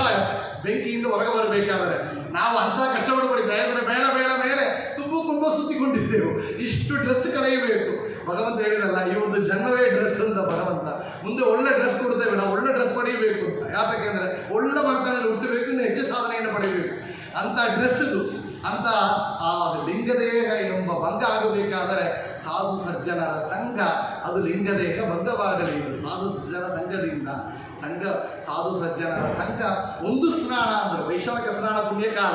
ಇವತ್ತು ನಾವು ಈ ಕನ್ನಡಪಾಳೆಯ ಮಠದಲ್ಲಿ ಕುಳಿತು ಲಕ್ಷ್ಮೀ ಸತ್ಯನಾರಾಯಣ ಸನ್ನಿಧಾನದಲ್ಲಿ, ಮುಖ್ಯ ಪುರಾಣದ ರಾಯರ ವಿಶ್ವೇಶತೀರ್ಥರ ಸನ್ನಿಧಾನದಲ್ಲಿ ಸಜ್ಜನರ ಸಂಘವಾಗಿದೆ. ಇದುವೇ ದೊಡ್ಡ ಗಂಗಾದಿ ತೀರ್ಥಗಳ ಸ್ನಾನ ಮಾಡಿದ ಪುಣ್ಯ. ಇನ್ನೊಂದು ಯಾವ ಸ್ಥಳದಲ್ಲಿ ಭಾಗವತ ಶ್ರವಣ ಕೀರ್ತನ ಆಗುತ್ತೆಯೋ ಗಂಗಾದಿ ತೀರ್ಥಗಳ ಸನ್ನಿಧಾನ ಆಗುತ್ತಾ ಇದೆ ಅಂತ ಕೇಳ್ತೇವೆ. ಭಾಗವತ ಶ್ರವಣ ನಡೆಯುವಂಥ ಜಾಗದಲ್ಲಿ ಬ್ರಹ್ಮಾದಿ ದೇವತೆಗಳ ಸನ್ನಿಧಾನ ಆಗುತ್ತಾ ಇದೆ. ಎಲ್ಲ ದೇವತೆಗಳು, ಎಲ್ಲ ಜ್ಞಾನಿಗಳು, ಋಷಿಗಳು, ತೀರ್ಥಗಳು ಬಂದಿದ್ದರೆ ಭಗವಂತಲ್ಲಿ ಬರ್ತಾರೆ. ಆ ಭಗವಂತನ ಸನ್ನಿಧಾನ ಇದೆ ಅಂತ ಕೇಳ್ತೇವೆ. ಯಾತಕ್ಕೆ ಅಂದರೆ ಭಗವಂತ ಕೃಷ್ಣ ಪರಮಾತ್ಮ ತನ್ನ ರೂಪವನ್ನು ಭಾಗವತದಲ್ಲಿ ಇಟ್ಟ ಅಂತ ಭಾಗವತ ಮಹಿಮೆಯನ್ನು ಹೇಳ್ತಾ ಇದ್ದಾರೆ ವೇದವ್ಯಾಸರು. ಅಂತ ಭಾಗವತ ಹೇಳುವಂಥ ಜಾಗದಲ್ಲಿಯೇ ಸಲ್ಲ ತೀರ್ಥಗಳು ಬರ್ತಾ ಇವೆ. ಆಗ ಸಾಧು ಸಜ್ಜನರ ಸಂಘ ಒಂದು ಆಗಬೇಕು. ಇನ್ನೊಂದು ಭಗವಂತನ ಮಹಿಮೆಗಳನ್ನು ಶ್ರವಣ ಮಾಡಬೇಕು ಶ್ರದ್ಧೆಯಿಂದ ಭಕ್ತಿಯಿಂದ. ಇದು ಕಪಿಲರೂಪಿ ಪರಮಾತ್ಮ ಮಾಡಿದ ಎರಡನೇ ಉಪದೇಶ. ಮೂರನೇದು ಏನು ಅಂತಂದರೆ, ಏನೊಂದು ಶ್ರವಣ ಮಾಡಿದ್ದೇವೋ, ಏನು ಸಜ್ಜನರ ಸಂಘದಿಂದ ಭಕ್ತಿಯನ್ನು ಪಡೆದು ಭಗವಂತನ ಮಹಿಮೆಯನ್ನು ಕೇಳಿದ್ದೇವೋ, ಆ ಭಕ್ತಿ ಹೆಚ್ಚು ಪಡೆದು ಮೇಲೆ ಹೇಗಬೇಕು ಅಂದರೆ ಆ ಭಗವಂತನ ಅನುಗ್ರಹದಿಂದ ಆ ಭಗವಂತನ ಧ್ಯಾನವನ್ನು ಮಾಡಿ ಮೋಕ್ಷವನ್ನು ಪಡೆಯಬೇಕು. ಆ ಮೂರು ಸ್ಟೆಪ್ಪನ್ನು ಹೇಳಿದ್ದಾರೆ. 3 ಸ್ಟೆಪ್ಪಲ್ಲಿ ಈ ವಿಷಯವನ್ನು ಹೇಳುವಂಥ ಮಾರ್ಗದಲ್ಲಿ ಮುಂದೆ ವಿಸ್ತಾರವಾಗಿ ಕಪಿಲರೂಪಿ ಪರಮಾತ್ಮ ಹೇಳ್ತಾನೆ. ಧ್ಯಾನ ಯೋಗ ಅಂದರೆ ಏನು, ಹಠಯೋಗ ಅಂತ ಹೇಳು. ಆಗ ಯಮ ನಿಯಮ ಇತ್ಯಾದಿ ವಿಷಯಗಳನ್ನು ಹೇಳ್ತಾರೆ. ಸಂಕ್ಷಿಪ್ತ ಎಲ್ಲ ಗೊತ್ತಿಲ್ಲ. ಆಗ ಯಮ ಅಂದರೆ ಏನು, ಅಹಿಂಸಾ ಸತ್ಯ ಇತ್ಯಾದಿ ವಿಷಯಗಳನ್ನೆಲ್ಲ ಉಪದೇಶವನ್ನು ಮಾಡ್ತಾನೆ. ಯಾವಾಗ ಅಹಿಂಸೆಯನ್ನು ಪಾಲನ ಮಾಡಬೇಕು, ಹಿಂಸೆಯನ್ನು ಬಿಡಬೇಕು, ಸತ್ಯವಾಗಿರಬೇಕು, ಸತ್ಯ ಮಾತುಗಳನ್ನ ಇಡಬೇಕು, ಸತ್ಯ ಚಿಂತನೆಯನ್ನು ಮಾಡಬೇಕು ಇತ್ಯಾದಿ ವಿಷಯಗಳನ್ನು. ನಿಯಮ ಅಂದರೆ ಏನು, ಶೌಚ, ಒಳ್ಳೆ ಆಚಾರ ಇರಬೇಕು. ವಿಚಾರ ಇರಬೇಕು ಅಂದರೆ ಆಚಾರ ಇರಬೇಕು. ನಮ್ಮ ಆಚಾರ್ಯರು ಹೇಳಿದ್ದಾರೆ, ಆಚಾರ ವಿಚಾರ 2 ಕಣ್ಣುಗಳು. ನಾವೇನು ಮಾಡ್ತೇವೆ, ಆಚಾರ ಮಾತ್ರ ಇಡೋದು, ಮಡಿ ತೇಡೋದು, ಏನು ಶ್ರವಣವೇ ಇಲ್ಲ. ಮಡಿಯೇ ಇಟ್ಟುಕೊಂಡು ಎಲ್ಲ ಬೈಯೋದು ಮಾಡೋದು, ಎಲ್ಲರೂ ಬಿಟ್ಟು ತನಿಯಾಗಿರೋದು ಅದಲ್ಲ. ವಿಶೇಷತೆ ಇದ್ದರು ಅಂದರೆ 2 ಹೇಳಿದರು ಆಚಾರ್ಯರು, 2 ತೋರಿಸುತ್ತಾರೆ ಅಂದರೆ, ಒಂದು ಭಗವಂತನ ಸೇವೆ, ಇನ್ನೊಂದು ಪ್ರಜೆಗಳ ಸೇವೆಯನ್ನು ಮಾಡುತ್ತಾ ಪ್ರಜೆಗಳ ಅಂತರ್ಯಾಮಿಯಾದ ಭಗವಂತನ ಸೇವೆ. 2 ಮಾಡಬೇಕು ಅಂತ ವಿಶ್ವೇಶತೀರ್ಥರ ಶ್ರೀಪಾದಗಳ ಉಪದೇಶ. ಇಲ್ಲಿ ನಾವು 2 ಮಾಡಬೇಕು. ಇನ್ನೊಂದು 2 ಕಣ್ಣು ಏನು ಅಂದರೆ, ಒಂದು ಆಚಾರ, ಇನ್ನೊಂದು ವಿಚಾರ. ಇನ್ನೊಂದು ಏನಂದರೆ, ನಾವು ಹೇಳ್ತೇವಲ್ಲ, ಭಗವಂತನ ಕಥೆ ಕೇಳಿದ್ರೆ ಸಾಕು, ಶ್ರವಣ ಮಾಡಿದರೆ ಸಾಕು. ಏನು ಬೆಳಿಗ್ಗೆ ಸ್ನಾನ ಇಲ್ಲ, ಇದಿಲ್ಲ, ಬೆಳಿಗ್ಗೆ ಬೆಡ್ಡಿ ಮಳಿಕೋಬೋದು, ಹಾಗೆ ಶ್ರವಣ ಮಾಡೋದು, 10 ಗಂಟೆ ಹೇಳೋದು, 12 ಹಾಗೆ ಊಟವನ್ನು ಮಾಡೋದು, ಶ್ರವಣ ಮಾಡೋದು. ಆದರೆ ಕಾಡ್ತಾರ ಭಗವಂತ ಜ್ಞಾನ ಪಡೆದರೆ ಸಾಕು. ಜ್ಞಾನ ಒಂದೇ ಮುಖ್ಯ, ಆಚಾರ ಎಲ್ಲ ಬಿಟ್ಟೋಗಿತ್ತು. ಇಲ್ಲ, ಆಚಾರ ವಿಚಾರ. ಆಚಾರ್ಯ ನೋಡಿ, ಒಂದು ಕಡೆ ಜ್ಞಾನಕ್ಕಾಗಿ ಗ್ರಂಥಗಳನ್ನ ಕೊಟ್ಟಿದ್ದಾರೆ, ಇನ್ನೊಂದು ಕಡೆ ಆಚಾರ ಗ್ರಂಥಗಳನ್ನು ಕೊಟ್ಟಿದ್ದಾರೆ. ಕೃಷ್ಣಾಮೃತ ಮಹಾರ್ಣವ ಮುಖ್ಯವಾಗಿ ಗೋಪಿಚಂದನ ಧಾರಣೆ, ಸಾಲಿಗ್ರಾಮ ಪೂಜೆ, ಏಕಾದಶಿ ಉಪವಾಸ ಎಲ್ಲ ಹೇಳ್ತಾ ಬರ್ತಾರೆ. ಇನ್ನೊಂದು Sadachara Smriti, how to get up, how to sleep, go to bed, ಬೆಳಿಗ್ಗೆ ಎದ್ದರಿಂದ ರಾತ್ರಿ ತನ ಇವೆಲ್ಲ ವರಸಿಯಾಗಿ ಕ್ರಮವಾಗಿ ಕೊಟ್ಟಿದ್ದಾರೆ. ಸದಾಚಾರ ಸ್ಮೃತಿ, ತಂತ್ರಸಾರ ಸಂಗ್ರಹ, ಯಾವ ರೀತಿ ಪೂಜೆ ಮಾಡಬೇಕು, ಏನೆಂದು ಮಾಡಬೇಕು, ಏನು ಜಪಗಳು ಮಾಡಬೇಕು ಇತ್ಯಾದಿ ವಿಷಯಗಳು. ಆಗ ಆಚಾರ ವಿಚಾರ 2 ಇರಬೇಕು. ಆಗ ಇಲ್ಲಿ ಕಪಿಲರೂಪಿ ಪರಮಾತ್ಮ ಅದನ್ನೇ ಹೇಳಿದ್ದಾನೆ. ನಿಯಮ, ಶೌಚ, ತಪಸ್ಸು, ದೃಷ್ಟಿ, ಸ್ವಾಧ್ಯಾಯ ಎಲ್ಲ ವಿಷಯಗಳನ್ನು ಹೇಳಿ, ಹರಿಪೂಜೆಯನ್ನು ವಿಸ್ತಾರವಾಗಿ ಮುಖ್ಯವಾಗಿ ಹೇಳಿ, ಧ್ಯಾನದ ಕ್ರಮವನ್ನು ಹೇಳ್ತಾರೆ. ಭಗವಂತನ ಧ್ಯಾನ ಆಗಬೇಕಾದರೆ ಆ ರೀತಿಯಲ್ಲಿ ಮಾಡಬೇಕು. ಭಕ್ತಿ ಯೋಗದ ಬಗ್ಗೆ ಹೇಳ್ತಾರೆ. ಭಕ್ತಿ ಅಂದರೆ ಏನು, ಭಕ್ತಿಯಲ್ಲಿ 3 ವಿಧವಾದ ಭಕ್ತಿಯನ್ನು ಹೇಳ್ತಾರೆ. ತಾಮಸ ಭಕ್ತಿ, ರಾಜಸ ಭಕ್ತಿ, ಸಾತ್ವಿಕ ಭಕ್ತಿ ಅಂತ 3 ರೀತಿಯಾದ ಭಕ್ತಿ. ಭಗವಂತ ಗೀತೆಯಲ್ಲಿ ಹೇಳಿದ ಮಾತೇ ಅದು. ಇಲ್ಲಿ ಕಪಿಲರೂಪಿ ಪರಮಾತ್ಮನು ಅದೇ ಮಾತನ್ನು ಹೇಳ್ತಾನೆ. ಏನು ಭಕ್ತಿ? ತಾಮಸ ಭಕ್ತಿ ಅಂತ ಕೇಳಿದರೆ, ಏನೋ ಒಂದು ಭಗವಂತ ತಪಸ್ಸು ಮಾಡೋದು, ಹಿರಣ್ಯಕಶಿಪು ಮಾಡಿದಲ್ಲ, ಎಲ್ಲ ಕೇಳೋದು, ಎಲ್ಲ ವರವನ್ನು ಕೊಡೋದು, ಅವರನ್ನೇ ಬೊಯ್ಯೋದು, ಸಜ್ಜನರನ್ನೇ ಬೊಯ್ಯೋದು, ಭಗವಂತನೇ ಬೊಯ್ಯೋದು, ರೀತಿಯಲ್ಲಿ ಹೋಗೋದು, ಅದು ತಾಮಸ ಭಕ್ತಿ. ದುಷ್ಕಾರ್ಯಕ್ಕಾಗಿ ದುಶ್ಚಿಂತನೆಯನ್ನು ಇಟ್ಟುಕೊಂಡು ಅಂತಹ ದುಷ್ಸಂಕಲ್ಪದಿಂದ ಮಾಡುವಂತಹ ಭಕ್ತಿ, ಅದು ತಾಮಸ ಭಕ್ತಿ. ಇನ್ನೊಂದು ರಾಜಸ ಭಕ್ತಿ. ಏನೋ ಒಂದು ಫಲ ಅಪೇಕ್ಷೆನೇ ಇಟ್ಟುಕೊಂಡು, ನಾವು ವಿವಾಹ ಆಗಬೇಕು, ಮದುವೆ ಆಗಬೇಕು, ಇದು ಹಣಕಾಸು ಬರಬೇಕು, ಎಲ್ಲ ಇತ್ಯಾದಿಗಳನ್ನು ಇಟ್ಟುಕೊಂಡು ನಾವು ಮಾಡುವಂಥ ಉದ್ದೇಶವನ್ನು ಇಟ್ಟುಕೊಂಡು ಮಾಡುವಂತಹ ಭಕ್ತಿ. 3ನೇ ಭಕ್ತಿ ಅಂದರೆ ಸಾತ್ವಿಕ ಭಕ್ತಿ. ಅದು ಫಲ ಉದ್ದೇಶವನ್ನು ಬಿಟ್ಟು ಭಗವಂತ ಒಂದೇ ಬೇಕು, ಏನು ಮೋಕ್ಷವೇ ಬೇಡ ಎಂಬ ಭಕ್ತಿ ಇದೆ. ಭಗವಂತ ಒಂದಿದ್ದರೆ ಮೋಕ್ಷವನ್ನು ಕೂಡ ಅಪೇಕ್ಷೆ ಪಡೋದಿಲ್ಲ. ಭಗವದ್ಗೀತೆಗಳಿಂದ ತನ್ನ ಭಕ್ತರಲ್ಲಿ ಉತ್ತಮವಾದ ಭಕ್ತರು ಯಾರು ಅಂದರೆ, ಉತ್ತಮವಾದ ಭಕ್ತರು ಮೋಕ್ಷವನ್ನು ಕೂಡ ಬೇಡೋದಿಲ್ಲ. ತನ್ನ ಭಕ್ತಿ ಒಂದೇ ಇಟ್ಟು ಬೇರೆ ಏನು ಬೇಡ. ಭಗವಂತನಲ್ಲಿ ಭಕ್ತಿ, ಭಗವಂತನ ಚಿಂತನೆ, ಭಗವಂತನ ನಾಮ ಸಂಕೀರ್ತನೆ, ಭಗವಂತನ ಗುಣ ಕಾರ್ಯಗಳನ್ನು ಮಹಿಮೆಯನ್ನು ಶ್ರವಣ ಮಾಡೋದು, ಇದು ಒಂದೇ ಉದ್ದೇಶ. ಇದು ಉತ್ತಮವಾದ ಭಕ್ತಿ, ಅದು ಸಾತ್ವಿಕ ಭಕ್ತಿ ಎಂಬ ವಿಷಯವನ್ನು ತಾರತಮ್ಯವನ್ನು ಹೇಳ್ತಾ, ಭಕ್ತಿಯಲ್ಲಿ ವಿಶೇಷವಾಗಿ ಜೀವರಾಶಿಗಳ ಸಂಸಾರವನ್ನು ಹೇಳ್ತಾರೆ ಭಗವಂತ. ಜೀವರಾಶಿಗಳ ಸಂಸಾರ ಅಂತ ಹೇಳಿದರೆ ಹುಟ್ಟು. ಮುಖ್ಯವಾಗಿ ಭಗವಂತ ಹೇಳ್ತಾರೆ ಇಲ್ಲಿ, ನಮ್ಮ ಗರ್ಭವಾಸದಿಂದ ಪ್ರಾರಂಭ ಮಾಡಿ ಮರಣ ಪರ್ಯಂತ ಎಲ್ಲರ ಘಟ್ಟವನ್ನು ಇಲ್ಲಿ ಭಗವಂತ ಉಪದೇಶವನ್ನು ಹೇಳ್ತಾನೆ. ನಾವು ಹುಟ್ಟಬೇಕಾದ್ರೆ ಏನೊಂದೇ ಮಾಡುವಂತಹ ಪಾಪಗಳು ಪುಣ್ಯಗಳಿಗೆ ಅನುಭವಿಸಕ್ಕಾಗಿ ಹುಟ್ಟಿದ್ದೆವು. ಪುನರಪಿ ಜನನ ಪುನರಪಿ ಮರಣ ಅಂತ ಪಾಪ ಪುಣ್ಯನ ಟ್ಯಾಲಿ ಮಾಡಬೇಕಾಗಿ ಹುಟ್ಟಿರ್ತೇವೆ. ಒவ்வೊಂದು ಕರ್ಮಗಳಿಂದ 10 ಜನ್ಮಕ್ಕೆ ಮತ್ತು ಪುಣ್ಯಗಳು ಮಾಡ್ತೇವೆ. ಯಾತಕ್ಕೆ ಅಂದರೆ ಅಲ್ಲಿ ಅಕೌಂಟ್ ಸೇರ್ತಾ ಇದ್ದೇವೆ. 2 ಅಕೌಂಟ್ ಇದೆ ನಮಗೆ. ಒಂದು ಪಾಪ ಅಕೌಂಟ್, ಒಂದು ಪುಣ್ಯ ಅಕೌಂಟ್. ಒಂದು ಓಪನ್ ಮಾಡಿಯೇ ಇರುತ್ತೆ. ಬಂದು ಅಕೌಂಟ್ ಬ್ಯಾಲೆನ್ಸ್ ಅವರೇ ಭಗವಂತ ಕಲಿಸ್ತಾನೆ. ಮತ್ತು ಬಂದರೆ ಏನು ಮಾಡ್ತೇವೆ, ಅದನ್ನು ನಿಲ್ ಬ್ಯಾಲೆನ್ಸ್ ಮಾಡಬೇಕು ಅಂತ ಬಂದಿದ್ದೆವು. ಆದರೆ ಬರೋದು ಏನು ಮಾಡ್ತೇವೆ ಅಂದರೆ ಆ ಅಕೌಂಟನ್ನು ಬೆಳೆಸಿ ಮತ್ತು ತುಂಬಿಸಿ ಮತ್ತು ಹೋಗುತ್ತೇವೆ. ಆದರೆ ಇದೇನು ಸಾಧ್ಯ? ಮತ್ತು ಅಕೌಂಟನ್ನು ನಾವು ಯಾವತ್ತು ತೀರಿಸಬಹುದು? ತೀರಿಸಲಿಕ್ಕೆ ಸಾಧ್ಯ ಇಲ್ಲ. ಭಗವಂತನ ಕಾರುಣ್ಯದ ಮಾತ್ರ. ಭಗವಂತ ಎಷ್ಟೊಂದು ಕರುಣಾಳು ನೋಡಿ. ಯಾವ ನಿಮಗೆ ಮೂಟೆಯಾಗಿ ಕೊಟ್ಟಿದ್ದಾನೆ ಗಂಟುಗಳು. ಒಂದು ಕಡೆ ಪಾಪಗಳ ಗಂಟು, ಒಂದು ಕಡೆ ಪುಣ್ಯಗಳ ಗಂಟು ಬೆಟ್ಟವಾಗಿದೆ. ನಾವು ಯೋಗ್ಯರಾಗಿದ್ದರೆ ಮೋಕ್ಷವನ್ನು ಪಡೆಯುವಂತಹ ಸಾತ್ವಿಕ ಜೀವರಾಗಿದ್ದರೆ ಯಾವುದೋ ಒಂದು ಗಂಟಿನಲ್ಲಿ ಓಪನ್ ಮಾಡಿದಾಗ ನಮಗೆ ಅಪರೋಕ್ಷ ಜ್ಞಾನ ಎಂಬ ಫಲ ಇದಂತೆ. ಅದು ಗಂಟಿನಲ್ಲಿ ಎಡಲಿದೆ ಅಂತ ಗೊತ್ತಿಲ್ಲ. ಆ ಗಂಟು ನಾವು ಅನುಭವಿಸ್ತಾ ಬರ್ತೇವೆ. ಏನು ಮನೆಗೆ ಒಂದು ಸಾಮಾನು ಆರ್ಡರ್ ಮಾಡಿದರೆ ಮನೆಗೆ ಬರ್ತಲ್ಲ. ಒಂದು ಸಾಮಾನು ತೆಗೆತೇವೆ, ಉಪಯೋಗ ಮಾಡ್ತಾ ಬರ್ತೇವೆ. ಏನೋ ಒಂದು ಸಾಮಾನು ನಮಗೆ ಪ್ರೀತಿಯಾದದ್ದಿದೆ, ಅದು ಎಡಲಿದೆ ಅಂತ ಗೊತ್ತಿಲ್ಲ. ಸಕ್ಕರೆ ಉಡ್ತೇವೆ, ಮನೆ ಯಾರೋ ಬೆಸ್ಟ್ ಬಂದು ಬಿಡ್ತೇವೆ. 10 ಪಾಕೆಟ್ ಬಂದಿದೆ, ಊಟ ಎಲ್ಲ ತೆಗಿತೇವೆ, ಎಡಲಿ ಸಕ್ಕರೆ ಇದೆ ಅಂತ ಗೊತ್ತಿಲ್ಲ. ಆ ಏನೋ ಒಂದು ಮೂಟೆ ಗಂಟಿನಲ್ಲಿ ಏನೋ ಒಂದಿನಲ್ಲಿ ಸಕ್ಕರೆ ಇದೆ, ಸಕ್ಕರೆ. ಆ ಸಕ್ಕರೆ ದೇವಂತ ಹುಡುಕ್ತಾ ಇದ್ದೇವೆ. ಅದು ನಾವು ಆ ರೀತಿ ನಾವು ಹುಡುಕ್ತಾ ಇದ್ದೇವೆ. ಯಾವ ನಿಯತ ಗುರು ಬಂದು ನಮಗೆ ಉಪದೇಶವನ್ನು ಮಾಡಿ ಅಂತರ್ಯಾಮಿಯಾದ ಬಿಂಬರೂಪಿ ಯಾರು ಎಂಬ ವಿಷಯವನ್ನು ನಮಗೆ ತಿಳಿಸಿ ಆಗ ಮಾರ್ಗವನ್ನು ಕೊಟ್ಟಾಗ ಆ ಬಿಂಬರೂಪಿಯನ್ನು ಮತ್ತು ಸಾಧನೆಯಲ್ಲಿ ಧ್ಯಾನ ಮಾಡ್ತಾ ಯಾವ ಒಂದು ಪುಣ್ಯದಿಂದ ಆ ಪಾಕೆಟ್ ಓಪನ್ ಮಾಡ್ತೇವೋ ಆ ಕ್ಷಣ ಅಪರೋಕ್ಷ ಜ್ಞಾನ ಒಳಗಿರುವಂತಹ ಬಿಂಬರೂಪಿ ದರ್ಶನವಾಗುತ್ತದೆ. ಆದರೆ ಏನು ಮಾಡ್ತಾನೆ ಭಗವಂತ ಅಂದರೆ ಓಪನ್ ಮಾಡದೇ ಇರುವಂತಹ ಗಂಟೆಗಳನ್ನ ಕೂಡ ಭಸ್ಮ ಮಾಡಿಬಿಡ್ತಾನೆ. ಪುಣ್ಯ ಪಾಪ ಎಲ್ಲ ಪಾಪಗಳು ಏನಾಗುತ್ತೆ. ಆದರೆ ಮನೆಗೆ ಸಾಮಾನು ಬರುತ್ತೆ, ರಿಟರ್ನ್ ಮಾಡಬೇಕು. ಎಲ್ಲ ಕ್ಯಾನ್ಸಲ್ ಮಾಡಿತ್ತು. ನಾವು ಮನೆಯಲ್ಲಿ ಏನೋ ಒಂದು ವಿಷಯ ಇಟ್ಟಿದ್ದೇವೋ ಮಾಡಿದ್ದೇವೋ ಆರ್ಡರ್ ಮಾಡಿದ್ದೇವೆ, ಎಲ್ಲ ಕ್ಯಾನ್ಸಲ್ ಮಾಡಬೇಕು. ಮತ್ತು ವಾಪಸ್ ಕೊಟ್ಟರೆ ಸಹ ಓಪನ್ಡ್ ಪಾಕೆಟ್ ವಾಂಗಿರೋದಿಲ್ಲ ಸಾಧ್ಯ. ಅದು ಓಪನ್ಡ್ ಪಾಕೆಟ್ ಏನು ಅಂದರೆ ಅದುವೇ ನಮಗಿರುವಂತಹ ಕರ್ಮ ಹೇಳ್ತೇವಲ್ಲ, ಪ್ರಾರಬ್ಧ ಕರ್ಮ ಅಂತ ಹೇಳ್ತೇವೆ. ಅದನ್ನು ಅನುಭವಿಸಿ ಆಗಬೇಕು. ಜ್ಞಾನಿಗಳು ಕೂಡ ಅನುಭವಿಸ್ತಾರೆ. ಅವರು ಕಂಟ್ರೋಲ್ ಇಟ್ಟುಕೊಂಡಿದ್ದಾರೆ. ಪ್ರಾರಬ್ಧ ಕರ್ಮನ ಅನುಭವಿಸ್ತಾರೆ. ಆ ಪ್ರಾರಬ್ಧ ಕರ್ಮ ಆಗ ಅಂಥ ಓಪನ್ಡ್ ಪಾಕೆಟ್ ನಮಗೆ ಬೇಕೆಂಬ ಅಪರೋಕ್ಷ ಜ್ಞಾನ ಎಂಬ ಪಾಕೆಟ್ ಎಲ್ಲಿದೆ ಅಂತ ಗೊತ್ತಿಲ್ಲ. ನಾವು ರಾಯರಲ್ಲಿ, ಗುರುಗಳಲ್ಲಿ, ಜ್ಞಾನಿಗಳಲ್ಲಿ ಪ್ರಾರ್ಥನೆ ಮಾಡಬೇಕಾದ್ರೆ ನನಗೆ ನಿಯತ ಗುರುವನ್ನು ತೋರಿಸಿಕೊಡುವ ಆ ಒಂದು ಸಮಯ ಆಗಲಿ.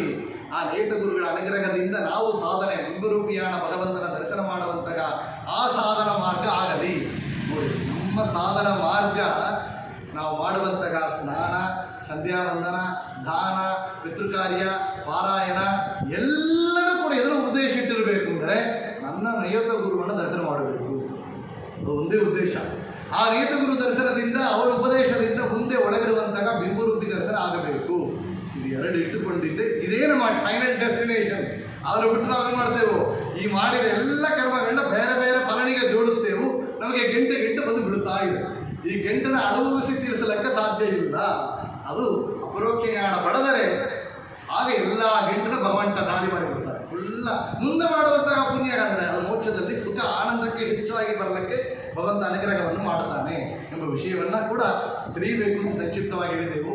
ಆಗ ಮುಂದೆ ಗರ್ಭವಾಸ ದುಃಖದ ಬಗ್ಗೆ ಭಗವಂತ ಹೇಳ್ತಾನೆ.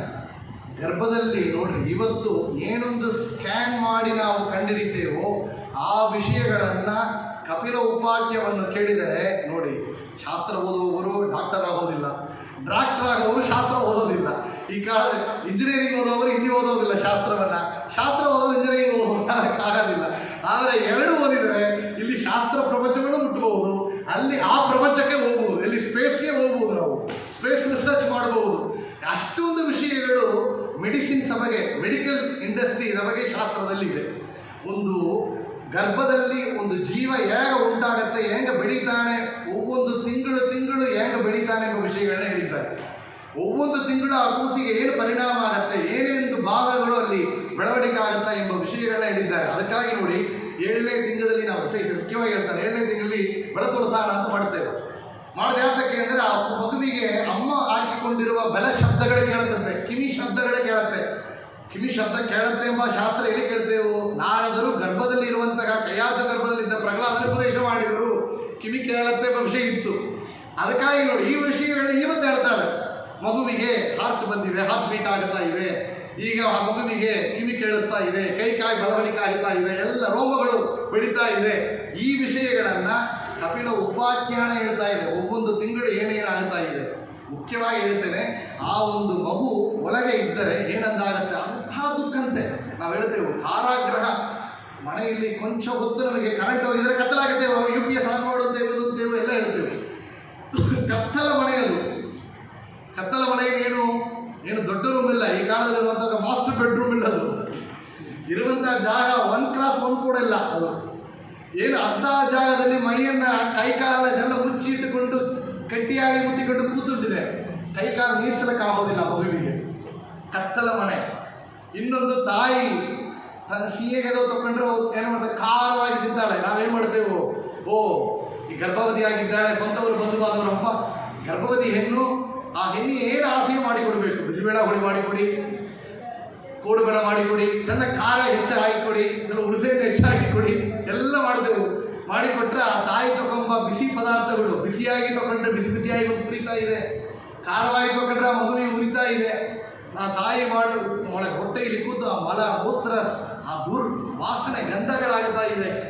ಆ ಮಗು ಎಂಥ ಒಂದು ಕಷ್ಟಗಳು ಪಡ್ತಾ ಆ ಸಮಯದಲ್ಲಿ ಭಗವಂತನಲ್ಲಿ ಪ್ರಾರ್ಥನೆ ಮಾಡತ್ತಂತೆ. ಸಾತ್ವಿಕ ಜೀವನ ಇದ್ದರೆ ಭಗವಂತನ ಧ್ಯಾನವನ್ನು ಮಾಡುತ್ತಾ ಮುಂದೆ ಇಲ್ಲಿ ಕಾರಾಗೃಹ, ಇಲ್ಲಿ ಕಷ್ಟಪಡ್ತಾನೆ, ಹೊರಗೆ ಹೋದರೆ ಅದೊಂದು ಕಾರಾಗೃಹವೇ, ಸಂಸಾರ ಎಂಬ ಕಾರಾಗೃಹ. ಅಲ್ಲಿ ಬಿದ್ದರೆ ಎಲ್ಲ ನಾನೇ ಮಾಡಿದ್ದು ಎಂಬ ಅಜ್ಞಾನ ಬೆಳೆಯುತ್ತಾ ಇದೆ.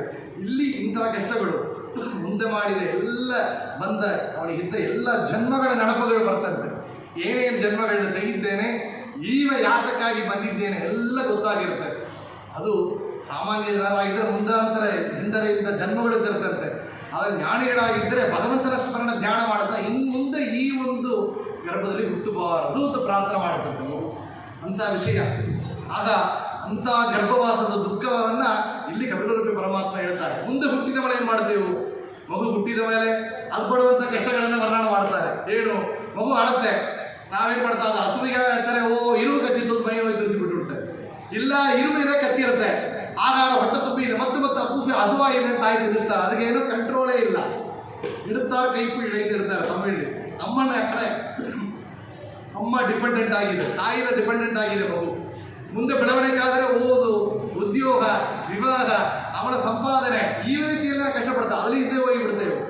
ಅವಳ ವಯಸ್ಸಾದ ಮೇಲೆ ನಾವು ಮತ್ತು ಡಿಪೆಂಡೆಂಟ್, ಯಾರು ಮಕ್ಕಳು ಡಿಪೆಂಡೆಂಟ್, ಮಕ್ಕಳು ಬಿಟ್ಟು ಹೋಗಿದ್ರೆ ಹೋಗಲಿ ಕೂತಿದ್ದೇವೆ. ಯಾರೋ ಒಂದು ಸೇವಕರ ಡಿಪೆಂಡೆಂಟ್ ಆಗಿ ಮತ್ತು ಆ ಚಿಂತನೆಯಲ್ಲಿ ದುರಾಸೆಗಳು, ದುರಭಿಮಾನ ಇಟ್ಟುಕೊಂಡು ಆ ಚಿಂತನೆಯಲ್ಲಿ ಬಿಟ್ಟು ಸತತಂ ಚಿಂತೆಯೇನಂತ ಅಂತ್ಯಕಾಲೇ ವಿಶೇಷತಃ. ಅಂತ್ಯಕಾಲದಲ್ಲಿ ಏನು ಸ್ಮರಣೆ ಮಾಡ್ತೇವೋ ಅದೇ ಸ್ಮರಣೆ, ಏನೊಂದು ಸ್ಮರಣೆ ಅದೇ ಹುಟ್ಟುತ್ತೇವೆ ಅಂತ ಭಗವಂತ ಶಾಸ್ತ್ರ ಹೇಳಿದಂತೆ, ಮತ್ತು ಅದೇ ಜನ್ಮವನ್ನು ಪಡಿತೇವೆ ಭಗವಂತ ಹೇಳ್ತಾನೆ. ಇಂಥ ದುಃಖವಾದ ಸಂಸಾರ, ಇಂಥ ದುಃಖವಾದ ಗರ್ಭವಾಸ, ಈ ದುಃಖಗಳಿಂದ ಪರಿಹಾರ ಆಗಬೇಕಾದ್ರೆ ಭಗವಂತನ ಚಿಂತನೆ ಇತ್ಯಾದಿ ವಿಷಯಗಳನ್ನ ಹೇಳ್ತಾ ಹಾಗೂ ದೇವಪತಿಯೇ ವಿಶೇಷವಾದ ಉಪದೇಶವನ್ನು ಭಗವಂತ ಮಾಡ್ತಾನೆ. ಅಂಥ ಉಪದೇಶವನ್ನು ಮಾಡಿ ಮುಂದೆ ಭಗವಂತ ಹೇಳಿದಂತೆ, ತಾಯಿ ಮುಂದೆ ನೀವು ಹೋಗಿ ತಪಸ್ಸು ಮಾಡು, ಮುಂದೆ ನೀವು ಹೋಗಿ ತಪಸ್ಸನ್ನು ಮಾಡು ಅಂತ ಹೇಳಿದಾಗ ಸರಸ್ವತಿ ನದಿ ತೀರ, ಬಿಂದು ಸರೋವರ ತೀರ ಆ ತಾಯಿ ನೋಡ್ರಿ ವಿಶೇಷವಾಗಿ ಮಡಿಯನ್ನು ಉಟ್ಟುಕೊಂಡಿದ್ದಾರೆ. ಯಾತಕ್ಕೆ, ಗಂಡ ತಪಸ್ಸಿಗೆ ಹೋಗಿದ್ದಾರೆ, 9 ಮಕ್ಕಳು ಹೆಣ್ಣು ಮಕ್ಕಳು ಮದುವೆಯಾಗಿ ಹೋಗಿದ್ದಾರೆ. ಈಗ ಪರಮಾತ್ಮ ಏನು ಮಾಡಿದ, ಅವ ಮುಂದೆ ಹೊರಟಂತ ಈಶಾನ್ಯ ದಿಕ್ಕಿಗೆ ಹೊರಟಿದ್ದಾನೆ. ಯಾತಕ್ಕೆ ಅಂದರೆ ಎಲ್ಲ ದೇವತೆಗಳು ಕಾಯ್ತಾ ಇದ್ದಾರೆ ಉಪದೇಶಕ್ಕಾಗಿ, ಸಾಂಖ್ಯಶಾಸ್ತ್ರ ಉಪದೇಶ ಮಾಡಬೇಕಾಗಿದೆ ಅಂತ ದೇವತೆಗಳು ಋಷಿ ಮುನಿಗಳು ಕಾಯ್ತಾ ಇದ್ದಾರೆ ಅವರ ಉಪದೇಶಕ್ಕಾಗಿ.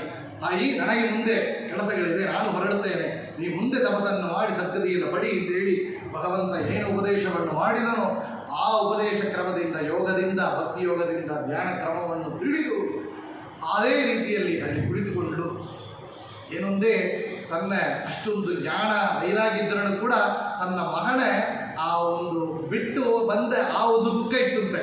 ಸಾಮಾನ್ಯ ಮಗನಲ್ಲ, ಏನೋ ಈ ಸಂಸಾರದಲ್ಲಿ ಹುಟ್ಟು ಮಕ್ಕಳು ಬಿಟ್ಟು ಹೋದ್ರೆ ದುಃಖ ಆಗುತ್ತೆ ಅಂದರೆ ಪರಮಾತ್ಮನೇ ಮಗನಾಗಿ ಬಂದಿದ್ದಾನೆ ಅಂದರೆ ಎಷ್ಟೊಂದು ಆಕರ್ಷಣೆ ಇರಬೇಕು ಆ ಭಗವಂತನಲ್ಲಿ.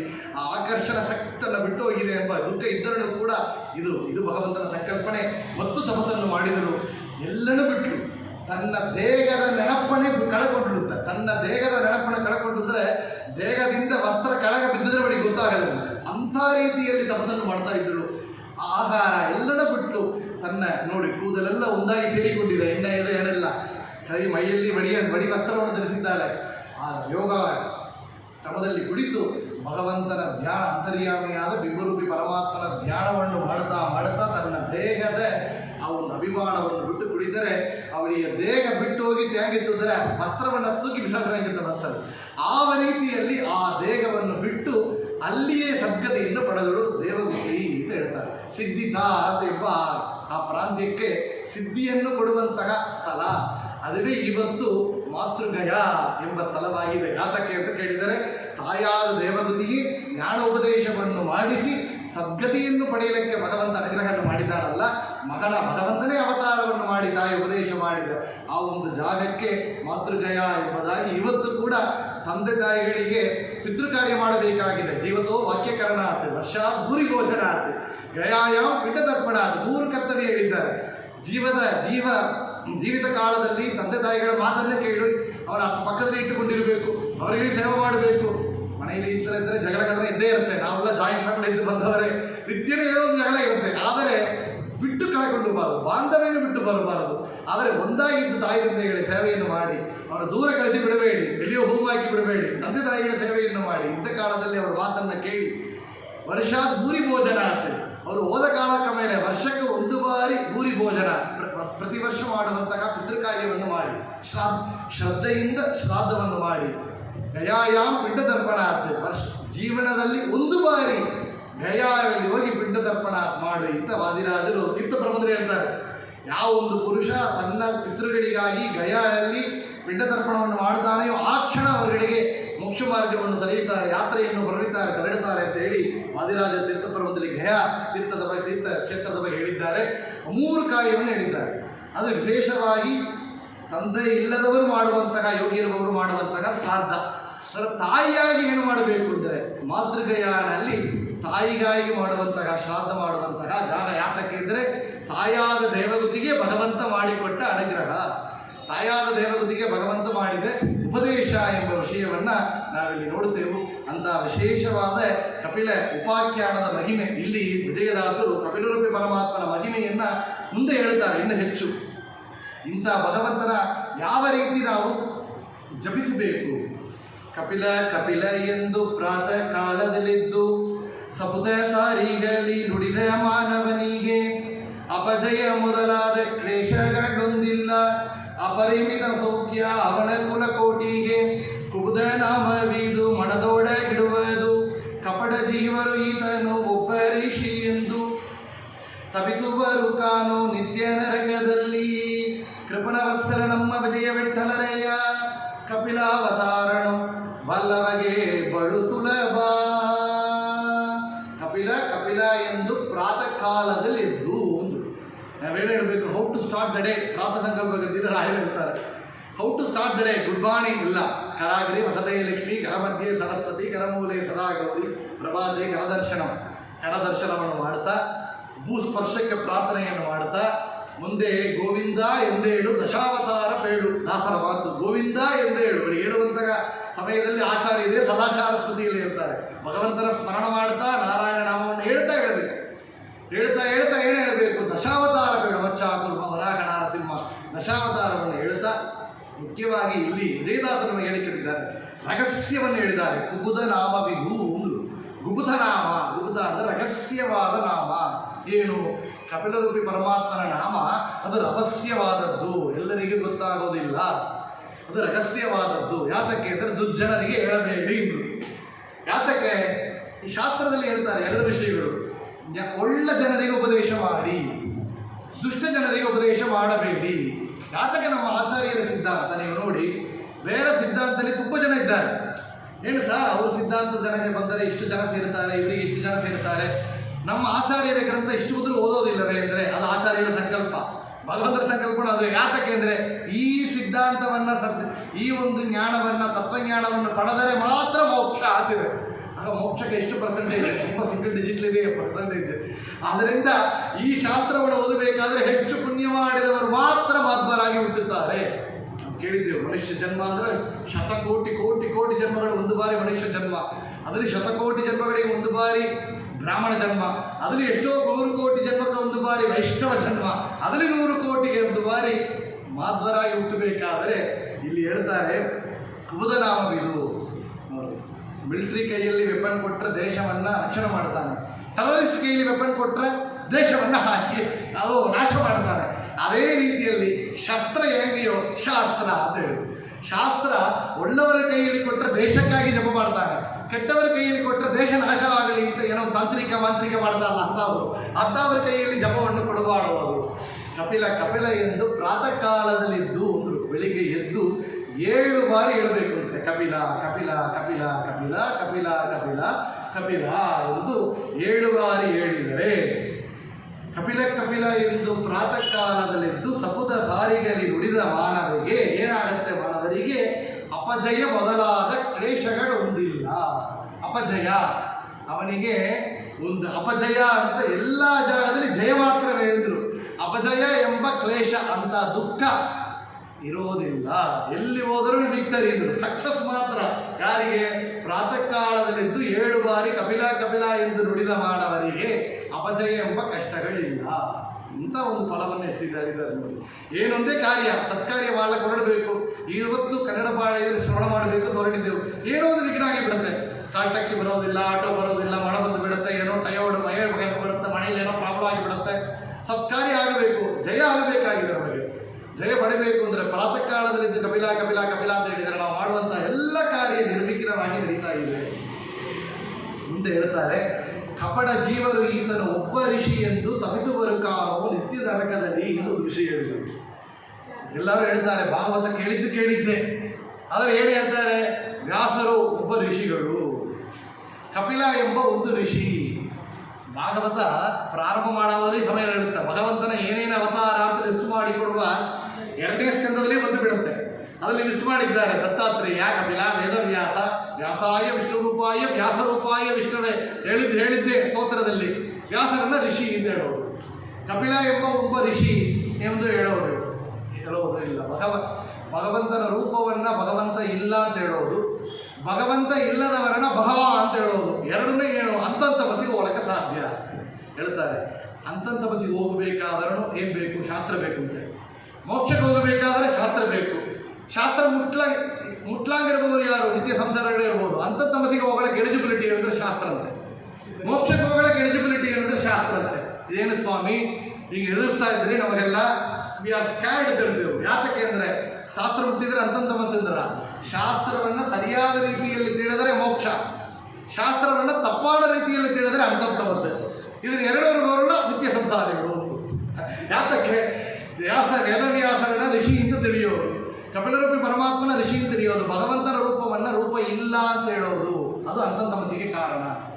ಭಗವಂತ ಇಲ್ಲದವರನ್ನ ಭಗವಾನ್ ಅಂತ ಹೇಳೋದು. ನಾವು ಹೇಳ್ತೇವಲ್ಲ, ಅವರೊಂದು ಭಗವಾನ್ ಇವರೊಂದು ಭಗವಾನ್, ಎಲ್ಲ ಭಗವಾನ್ ಭಗವಾನ್ ಅಂತ ಹೇಳಿ ಅಲ್ಲೆಲ್ಲ ಆಶ್ರಮ ಇಂದ್ರ ಓದ್ತಾ ಇದ್ರು. ರಾಯರಂತ ಅವರು, ಬೇಜಾವರ ಶ್ರೀಗಳಂತ ಅವರು ಜ್ಞಾನಿಗಳು ಹುಟ್ಟಿದ ಈ ಒಂದು ಭಾರತ ದೇಶದಲ್ಲಿ ವಾದಿರಾಜರನ್ನ, ರಾಯರನ್ನ, ವಿಜಯೇಂದ್ರ ತೀರ್ಥರನ್ನ, ರಘುತ್ತಮರನ್ನ ಪಡೆದ ನಾವು ಅವರನ್ನ ಬಿಟ್ಟು ಯಾರೋ ಬಾಬಾ ಹಿಂದರೆ ಭಗವಾನ್ ಅಂತ ಹೋಗ್ತಾ ಇರೋವಲ್ಲ, ಅವರೆಲ್ಲ ಇಲ್ಲ, ಭಗವಂತ ಇಲ್ಲದವರನ್ನ ಭಗವ ಅಂತ ಹೇಳಿದರೆ ಅಂತಂತವಸ ಆಗತ್ತೆ.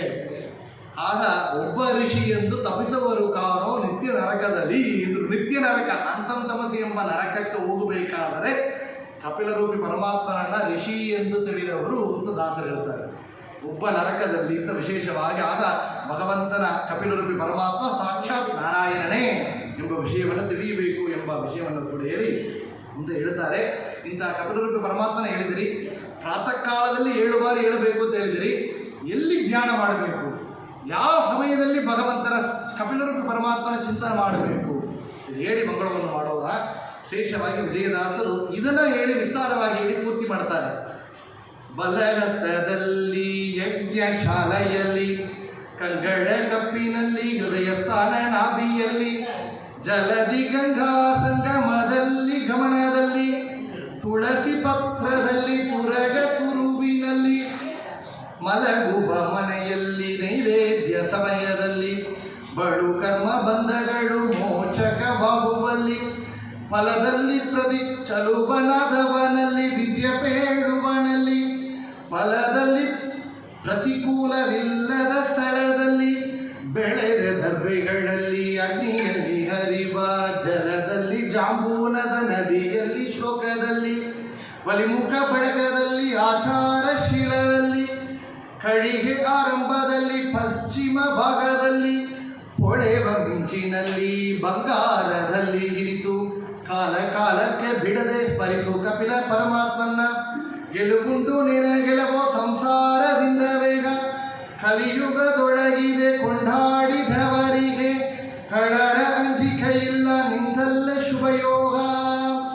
ಫಲವೈನ್ನುತ ನಮ್ಮ ವಿಜಯ ವಿಠಲನೆಯ, ಇಲೆಯೊಳಗೆ ಕಪಿಲಾವತಾರನಾಗಿ ನಮ್ಮ ಭಾರ ವಹಿಸಿದ.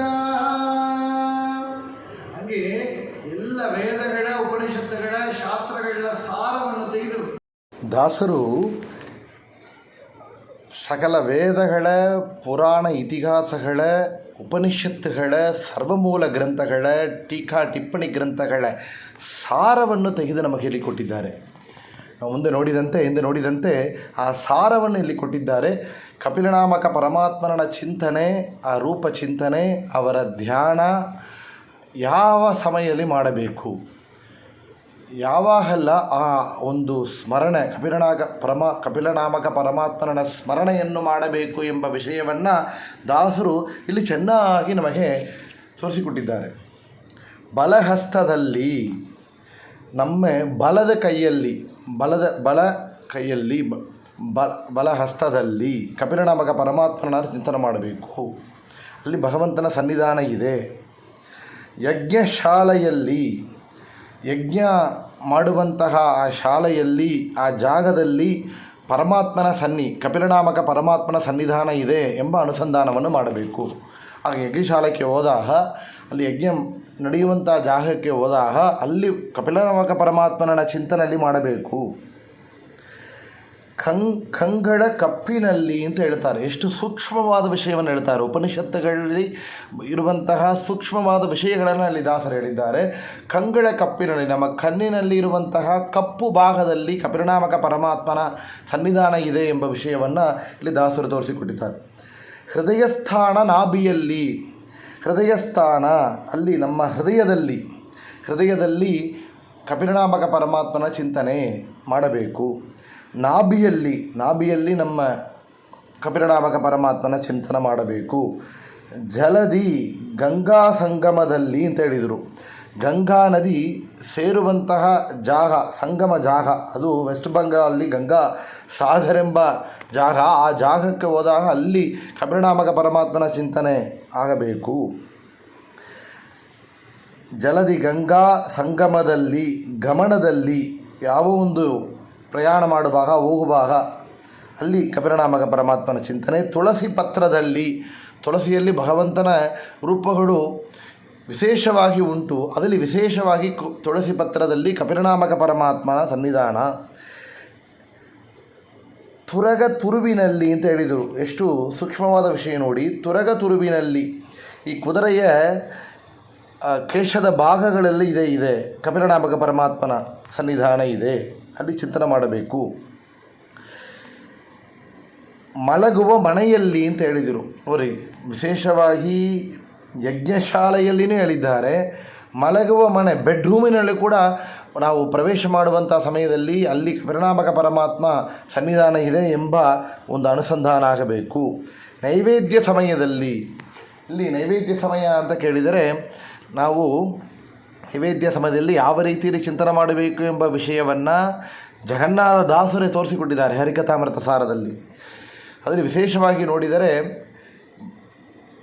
ಅನ್ನದಲ್ಲಿ, ನಾವು ನೈವೇದ್ಯ ಪದಾರ್ಥಗಳಲ್ಲಿ ಅಖಂಡ ರೂಪದಲ್ಲಿ ಭಗವಂತ ಇದ್ದಾನೆ. ನಮ್ಮೊಳಗೂ ಕೂಡ ಭಗವಂತ ಇದ್ದು ಮಾಡಿಸ್ತಾ ಇದ್ದಾನೆ. ಮುಖ್ಯವಾಗಿ ಈ ಒಂದು ನೈವೇದ್ಯ ಪದಾರ್ಥಗಳನ್ನು ಕಪಿಲನಾಮಕ ಪರಮಾತ್ಮ ರೂಪದಿಂದ, ಅதாவது ಭಗವಂತನ ಕಣ್ಣು ಎಂಬುದು ಕಪಿಲನಾಮಕ ಪರಮಾತ್ಮನಾಗಿ ನೋಡಬೇಕು. ನಾವು ಕೇಳಿದ್ದೆವು ಭಾಗವತದಲ್ಲಿ, ಕೃಷ್ಣ ಪರಮಾತ್ಮ ಅವತಾರ ಮಾಡಬೇಕಾದರೆ ಕಪ್ಪು ಕೂದಲನ್ನು ತೆಗೆದು ದೇವಗೆ ಗರ್ಭದಲ್ಲಿ ಹಾಕಿದ್ದ, ಅದುವೇ ಕೃಷ್ಣನಾಗಿ ಅವತಾರ ಆಗಿತ್ತು ಅಂತ. ಭಗವಂತನ ಅಂಗಗಳಲ್ಲಿ ಭೇದ ಇಲ್ಲ, ನೇಹನಾನಾಸ್ತಿ ಕಿಂಚನ ಅಂತ ಕೇಳುತ್ತೇವೆ. ಆಗ ಭಗವಂತನ ರೂಪಕ್ಕೆ ಭೇದ ಇಲ್ಲ, ಎಲ್ಲ ಅಪಾಕೃತ ಶರೀರ. ಭಗವಂತನ ರೂಪಗಳು ಅವೊಂದು ಅಂಗಭಾಗಗಳೆಲ್ಲವೇ ಕೂಡ ಭಗವಂತನ ರೂಪಗಳಾಗಿ ನೋಡಬೇಕು. ಭಗವಂತ ಕಣ್ಣಿನಿಂದ ಕಪಿಲನಾಮಕ ಪರಮಾತ್ಮನಾಗಿ ನೋಡುತ್ತಾನೆ ಈ ಪದಾರ್ಥಗಳನ್ನು. ಅದರ ಗಂಧವನ್ನು ಸ್ವೀಕಾರ ಮಾಡಬೇಕಾದರೆ ನರಸಿಂಹ ರೂಪದಿಂದ ಸ್ವೀಕಾರವನ್ನು ಮಾಡ್ತಾನೆ. ತಾನೇ ಭಾರ್ಗವರಾಮನಾಗಿ, ಪರಶುರಾಮನಾಗಿ ಆ ಪದಾರ್ಥಗಳನ್ನು ತೆಗೆದುಕೊಳ್ಳುತ್ತಾನೆ ಎಂಬ ಚಿಂತನೆ ಆಗಬೇಕು. ಆಗ ನೈವೇದ್ಯ ಸಮಯದಲ್ಲಿ ಎಂಬ ವಿಷಯವನ್ನು ಹೇಳ್ತಾರೆ. ಬಳು ಕರ್ಮ ಬಂಧಗಳು ಮೋಚಕವಾಗುವಲ್ಲಿ ಅಂತ ಹೇಳಿದರು. ಬಳು ಕರ್ಮ ಬಂಧಗಳು ಅಂತ ಹೇಳಿದರೆ ನಾವು ಏನು ಮಾಡುತ್ತಾ ಎಲ್ಲ ಕರ್ಮಗಳು ಕೂಡ ಪೂರ್ತಿಯಾಗುವಂಥ ಸಮಯ, ಅದು ಪ್ರಾಯಶ್ಚಿತ್ತ ಮಾಡಿಕೊಳ್ಳುವಂಥ ಸಮಯ. ನಾವು ಹೇಳ್ತೇವೆ ಪ್ರಾಯಶ್ಚಿತ್ತಾರ್ಥ ಅಚ್ಯುತಾಯ ನಮಃ ಅನಂತಾಯ ನಮಃ ಗೋವಿಂದಾಯ ನಮಃ ನಾಮತ್ರಯ ಮಂತ್ರ ಜಪಂ ಕರಿಷ್ಯೆ ಅಂತೇಳಿ ಹೇಳ್ತೇವೆ. ಇಲ್ಲಿ ಕಪಿಲನಾಮಕ ಪರಮಾತ್ಮನನ್ನು ಕೂಡ ಆ ಕರ್ಮಗಳನ್ನು ಸಮರ್ಪಣೆ ಮಾಡುವಂಥ ಸಮಯದಲ್ಲಿ ಪ್ರಾಯಶ್ಚಿತ್ತ ಮಾಡಿಕೊಳ್ಳುವಂಥ ಸಮಯ ಹೇಳಬೇಕು ಎಂಬ ವಿಷಯವನ್ನು ಕೂಡ ಹೇಳಿಕೊಟ್ಟಿದ್ದಾರೆ. ಮತ್ತು ಚಲುವನಾದವನಲ್ಲಿ ಒಳ್ಳೆ ಅழகாದ ವಸ್ತುಗಳಲ್ಲಿ ಅಂತ ಹೇಳ್ತಾರೆ. ಒಳ್ಳೆ ಸುಂದರವಾದ ವಸ್ತುಗಳಲ್ಲಿ ಕೂಡ ಕಪಿಲನಾಮಕನ ಚಿಂತನೆ. ವಿದ್ಯೆ ಪೇಳುವನಲ್ಲಿ, ಗುರುವಿನ ಸ್ಥಾನದಲ್ಲಿ ವಿದ್ಯೆಯನ್ನು ಪಾಠವನ್ನು ಹೇಳಿಕೊಡುವವರು ಗುರುಗಳು. ನಾವು ನೋಡಿದೆವು ಕಪಿಲನಾಮಕ ಪರಮಾತ್ಮನೇ ಜ್ಞಾನ ಕಾರ್ಯಕ್ಕಾಗಿ ಅವತಾರವನ್ನು ಮಾಡಿದ್ದಾನೆ ಅಂತ. ಅಲ್ಲಿ ವಿದ್ಯೆ ಪೇಳುವನಲ್ಲಿ ಕಪಿಲನಾಮಕ ಪರಮಾತ್ಮನ ಸನ್ನಿಧಾನ. ಫಲದಲ್ಲಿ ಪ್ರತಿಕೂಲಗಿಲ್ಲದ ಸ್ಥಳದಲ್ಲಿ ಅಂತ ಹೇಳಿದರು. ಫಲ ಅಪೇಕ್ಷೆ ಇಲ್ಲದೆ ಮಾಡುವಂತಹ ಕಾರ್ಯ ಮಾಡುವಂಥ ಜಾಗದಲ್ಲಿ ನಾವು ಕಪಿಲನಾಮಕ ಪರಮಾತ್ಮನ ಉಪದೇಶವನ್ನು ನೋಡಿದಾಗ ಸಾತ್ವಿಕ ಭಕ್ತಿ, ರಾಜಸ ಭಕ್ತಿ, ತಾಮಸ ಭಕ್ತಿ ಎಂಬುದನ್ನು ನೋಡಿದೆವು. ಆಗ ಅದರಲ್ಲಿ ಸಾತ್ವಿಕ ಭಕ್ತಿ ಅಂತ ಕೇಳಿದರೆ ಫಲ ಅಪೇಕ್ಷೆ ಇಲ್ಲದೆ ಮಾಡುವಂತಹ ಭಕ್ತಿ, ಅದು ಸಾತ್ವಿಕ ಭಕ್ತಿ ಎಂಬುದಾಗಿ ನೋಡಿದೆವು. ಆಗ ಅಂತಹ ಒಂದು ಫಲದಲ್ಲಿ ಪ್ರತಿಕೂಲ ಇಲ್ಲದ ಆ ಒಂದು ಜಾಗದಲ್ಲಿ ಕೂಡ ಕಪಿಲನಾಮಕ ಪರಮಾತ್ಮನ ಚಿಂತನೆ. ಬೆಳೆದ ದರ್ಬೆಗಳಲ್ಲಿ ಅಂತ ಹೇಳಿದರು. ಕೇಳ್ತೇವೆ ಪುರಾಣಗಳಲ್ಲಿ ದರ್ಬೆಗಳು ಅಂದರೆ ಯಜ್ಞ ಕಾರ್ಯಕ್ಕಾಗಿ ನಾವು ಉಪಯೋಗ ಮಾಡುವಂತಹ ವಸ್ತುಗಳ ಅಂತ ಹೇಳಿದರೆ ಅದು ವರಾಹರೂಪಿ ಪರಮಾತ್ಮನ ದೇಹದಿಂದ ಸೃಷ್ಟಿಯಾಗಿದ್ದು ದರ್ಬೆಗಳು ಅಂತ. ಅಂತಹ ದರ್ಬೆಗಳಲ್ಲಿ ಕೂಡ ಬೆಳೆದ ದರ್ಬೆಗಳಲ್ಲಿ ಕಪಿಲನಾಮಕ ಪರಮಾತ್ಮನ ಸನ್ನಿಧಾನ. ಮತ್ತು ಅಗ್ನಿಯಲ್ಲಿ ಅಂತ ಹೇಳಿದರು. ನೋಡಿರಿ, ಅಗ್ನಿಯಲ್ಲಿ ಕೂಡ ಅಗ್ನಿಯನ್ನು ನೋಡಿದಾಗ ಅಲ್ಲಿ ಕಪಿಲನಾಮಕ ಪರಮಾತ್ಮನ ಚಿಂತನೆ. ಹರಿವ ಜಲದಲ್ಲಿ, ಅದು ಓಡುವ ನದಿ, ಆ ಜಲದಲ್ಲಿ ಕೂಡ ಕಪಿಲನಾಮಕ ಪರಮಾತ್ಮ ಪಂಚಭೂತಗಳ ಕೂಡ ಬರ್ತಾಗಿದೆ. ಅಗ್ನಿಯಲ್ಲಿ ನೋಡಿದಾಗ ನೀರು ಹರಿತಾ ಇದ್ದರೆ, ನದಿಯಲ್ಲಿ ನೀರು ಹರಿತಾ ಇದ್ದರೆ ಆ ನದಿಯನ್ನು ನೋಡಿದಾಗ ಕಪಿಲನಾಮಕ ಪರಮಾತ್ಮನ ಚಿಂತನೆ. ಜಾಂಬೂನದ ನದಿಯಲ್ಲಿ ಅಂತ ಹೇಳಿದರು, ಜಲದಲ್ಲಿ ಅಂತ ಹೇಳಿದರು. ಅಗ್ನಿಯಲ್ಲಿ ಜಾಂಬೂನದ ನದಿಯಲ್ಲಿ ಅಂದರೆ ಸ್ವರ್ಣದ ನದಿ ಅಂತ ಕೇಳಿದರೆ ಇವತ್ತು ಅಲ್ಲಿ ಅಂತಹ ನದಿಯನ್ನು ನೋಡ್ಲಿಕ್ಕೆ ಸಾಧ್ಯ ಇದ್ದರೆ ಎಲ್ಲ ಬೋರ್ ಹಾಕಿ ತೊಗೊಂಡ್ಬಿಡ್ತಾರೆ. ಇವಾಗಲೇ ನೋಡಿದರೆ ಅಲ್ಲಲ್ಲಿ ಏನೇನು ನದಿಯಲ್ಲಿರುವಂತಹ ಮಣ್ಣನ್ನು ಕೂಡ ಬಿಟ್ಟಿಡೋದಿಲ್ಲ. ಆ ರೀತಿಯಲ್ಲಿ ಎಲ್ಲ ಅಲ್ಲಲ್ಲಿ ತೆಗೆದುಕೊಳ್ಳುತ್ತಾ ಇದ್ದಾರೆ. ಆಗ ಭೂಮಿಯ ಒಳಗೆ ಸ್ವರ್ಣದ ನದಿ ಇದೆ. ಅದುವೇ ನಾವು ಒಂದು ಸ್ವರ್ಣವಾಗಿ ನಮಗೆ ಇವತ್ತು ಕೂಡ ಸಿಗುತ್ತಾ ಇದೆ. ಅಂಥ ಸ್ವರ್ಣದ ನದಿ ಅಲ್ಲಿ ಕಪಿಲನಾಮಕ ಪರಮಾತ್ಮನ ಚಿಂತನೆ. ಜಾಂಬೂನದ ನದಿಯಲ್ಲಿ ಶ್ಲೋಕದಲ್ಲಿ ಏನೊಂದೇ ಶ್ಲೋಕಗಳು ಪಾರಾಯಣ ಮಾಡುವಾಗ ಕೂಡ ಅಂಥ ಶ್ಲೋಕಗಳಲ್ಲಿ ಕಪಿಲನಾಮಕ ಪರಮಾತ್ಮನ ಚಿಂತನೆ ಮಾಡಬೇಕು ಅಂತ ಹೇಳ್ತಾರೆ. ಒಲಿಮುಖ ಬಳಕದಲ್ಲಿ ಆಚಾರಶೀಲರಲ್ಲಿ ಅಂತ ಹೇಳಿದರು. ಒಲಿಮುಖ ಬಳಕದಲ್ಲಿ ಅಂತ ಕೇಳಿದರೆ ಕೋತಿಗಳಲ್ಲಿ ಮತ್ತು ಬಂಧು ಬಾಂಧವರಲ್ಲಿ. ನಾವು ಬಂಧು ಬಾಂಧವರು ಅಂತ ಕೇಳಿದರೆ ಇದೆಲ್ಲ ಹೊತ್ತು ಇಡ್ತಾ ಇದ್ದೆವು. ಆ ಕಾಲದಲ್ಲಿ ಬಂಧು ಬಾಂಧವರ ಜೊತೆ ಕಷ್ಟಗಳನ್ನು, ಸುಖವನ್ನು ಪರಸ್ಪರ ಹೇಳಿಕೊಳ್ತಾ ಇದ್ದರು. ಇಲ್ಲಿ ಸಂತೋಷವನ್ನು ಹೇಳಿಕೊಟ್ರೆ ನಮಗೆ ಕಣ್ಣು ತಾಕತ್ತೆ ಅಂತ ಹೇಳ್ತಾರೆ. ಅವರು ಹೊಟ್ಟೆಗೆ ಹೆಚ್ಚು ಪಡ್ತಾರೆ ಅಂತ ಹೇಳಿ ಮಾತಾಡೋದಿಲ್ಲ.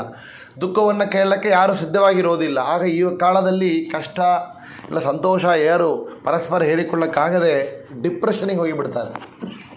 ಆಗ ಬಂಧು ಬಾಂಧವರಲ್ಲಿ ಅವರಲ್ಲಿ ಕೂಡ ಸನ್ನಿಧಾನ ಇದೆ, ಕಪಿಲನಾಮಕ ಪರಮಾತ್ಮನ ಸನ್ನಿಧಾನ ಇದೆ ಎಂಬುದನ್ನು ನಾವು ತಿಳಿಯಬೇಕು. ಕಡೆಗೆ ಆಚಾರಶೀಲರಲ್ಲಿ ಅಂತ ಹೇಳಿದರು. ಆಚಾರವನ್ನು ಪಾಲನೆ ಮಾಡುವಂತಹ ಆಚಾರಶೀಲರಲ್ಲಿ ವಿಶೇಷವಾಗಿ ಕಪಿಲನಾಮಕ ಪರಮಾತ್ಮನ ಸನ್ನಿಧಾನ ಇದೆ. ನಾವು ನೋಡಿದೆವು ಕಪಿಲನಾಮಕ ಪರಮಾತ್ಮನ ಉಪದೇಶಗಳಲ್ಲಿ ಶೌಚ ಎಂಬ ಆಚಾರ ವಿಚಾರ ಎರಡು ಕಣ್ಣುಗಳು ಅಂತ ಆಚಾರಶೀಲರಲ್ಲಿ ವಿಶೇಷವಾಗಿ ಕಪಿಲನಾಮಕ ಪರಮಾತ್ಮನ ಸನ್ನಿಧಾನ ಇದೆ ಎಂಬುದನ್ನು ನೋಡಬೇಕು. ಗಳಿಗೆ ಆರಂಭದಲ್ಲಿ ಕಾಲನಿಯಾಮಕ ಪರಮಾತ್ಮ, ಪಕ್ಷ ಮಾಸವು ನೀನೇ, ಪರ್ವಕಾಲವು ನೀನೇ, ಮೃತಯುಗಾದಿಯು ನೀನೇ ಅಂತ ಪುರಂದರದಾಸರು ಕೊಂಡಾಡುತ್ತಾರೆ. ಕಾಲನಿಯಾಮಕ ಪರಮಾತ್ಮ ಅಂತ ಪರಮಾತ್ಮ ಒಂದೊಂದು ಗಳಿಗೆ ಆರಂಭದಲ್ಲಿ ಕೂಡ ನಾವು ಕಪಿಲನಾಮಕ ಪರಮಾತ್ಮನ ಚಿಂತನೆ ಮಾಡಬೇಕು ಎಂಬ ವಿಷಯವನ್ನು ಹೇಳುತ್ತಾ, ಪಶ್ಚಿಮ ಭಾಗದಲ್ಲಿ ಎಂದರು ವೆಸ್ಟ್ ಡೈರೆಕ್ಷನ್, ಅಲ್ಲಿ ಆ ಡೈರೆಕ್ಷನಲ್ಲಿ ನಾವು ದಿಸೆಯಲ್ಲಿ ನೋಡಿದಾಗ ಕಪಿಲನಾಮಕ ಪರಮಾತ್ಮನ ಚಿಂತನೆ.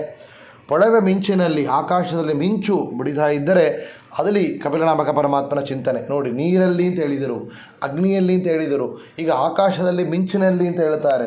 ಬಂಗಾರದಲ್ಲಿ, ಬಂಗಾರ ನಾವು ತೆಗೆದೇ ಅಕ್ಷಯ ತೃತೀಯ ಎಲ್ಲ ಅಡ್ವಾನ್ಸ್ಡ್ ಬುಕ್ಕಿಂಗ್ ಮಾಡಿಕೊಳ್ಳುತ್ತೇವೆ, ಬಂಗಾರವನ್ನು ಪರ್ಚೇಸ್ ಮಾಡುತ್ತೇವೆ, ಆಭರಣ ಹಾಕಿಕೊಳ್ಳುತ್ತೇವೆ. ಆದರೆ ಭಗವಂತನ ಚಿಂತೆ ಮಾಡೋದಿಲ್ಲ. ಅಲ್ಲಿ ಬಂಗಾರದಲ್ಲಿ ಕಪಿಲನಾಮಕ ಪರಮಾತ್ಮನ ಚಿಂತೆ ಆಗಬೇಕು.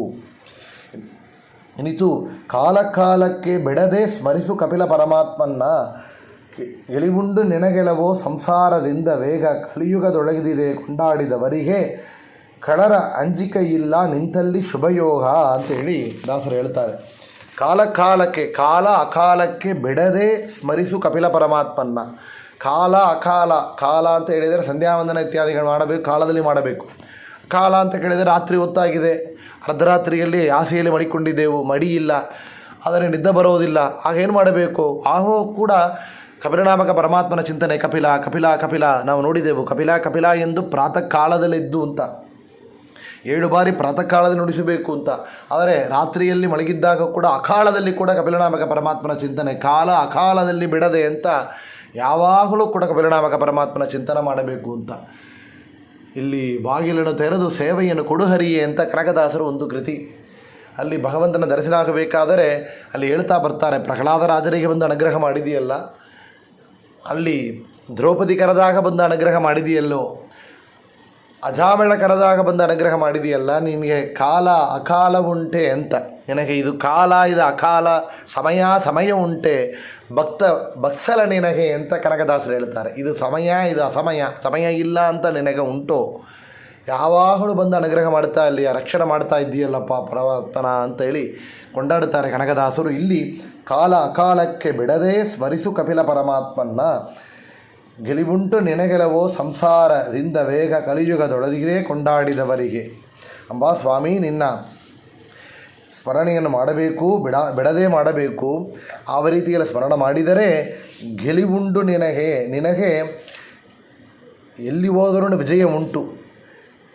ಸಂಸಾರದಿಂದ ವೇಗ ಗೆಲಿವುಂಟು ನಿನಗೆಲವೋ ಸಂಸಾರದಿಂದ ವೇಗ. ನಿನಗೆ ಬಿಡುಗಡೆ ಮಾಡ್ತಾ ಇದ್ದಾನೆ. ಸಂಸಾರದಿಂದ ಬಿಡುಗಡೆ ಆಗಬೇಕು, ಬೇಗ ಆಗಬೇಕು, ಜಯ ಆಗಬೇಕು ಅಂದರೆ ಇದೇ ರೀತಿಯಲ್ಲಿ ಪರಮಾತ್ಮನ ಚಿಂತನೆ ಆಗಬೇಕು.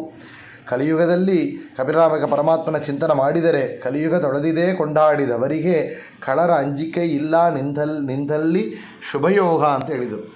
ಕಲಿಯುಗ ಅಂತ ಹೇಳಿದರೆ ಎಲ್ಲ ಅಧರ್ಮವೇ ತುಂಬಿಕೊಂಡಿದೆ ಅಂತ ನೋಡುತ್ತೇವೆ. ಪಾಪಕರ್ಮಗಳು ಮಾತ್ರ ಮಾಡ್ತಾ ಇದ್ದೆವು ಮುಖ್ಯವಾಗಿ. ಆದರೆ ಆಚಾರ್ಯ ಹೇಳಿದಂತೆ ಇದು ಭಾಗವತ ಸಾರೋದ್ಧಾರಗಳು ಹೇಳ್ತಾರೆ. ದೇಶ ಪ್ರಶಂಸಾ ಪ್ರಕರಣ, ಕಾಲ ಪ್ರಶಂಸಾ ಪ್ರಕರಣ, ದೇಹ ಪ್ರಶಂಸಾ ಪ್ರಕರಣ ಅಂತ 3 ಪ್ರಕರಣಗಳು ಕೊಟ್ಟಿದ್ದಾರೆ. ಅದರಲ್ಲಿ ಇದು ದೇಹದಲ್ಲಿ ನಾವು ಮನುಷ್ಯ ದೇಹ ವಿಶೇಷವಾದದ್ದು. ದೇಶದಲ್ಲಿ ಭಾರತ ದೇಶ ಪುಣ್ಯಭೂಮಿ, ಇಲ್ಲಿ ಸಾಧನ ಮಾಡಿದರೆ ಅದು ಅಕೌಂಟ್ ಆಗತ್ತೆ.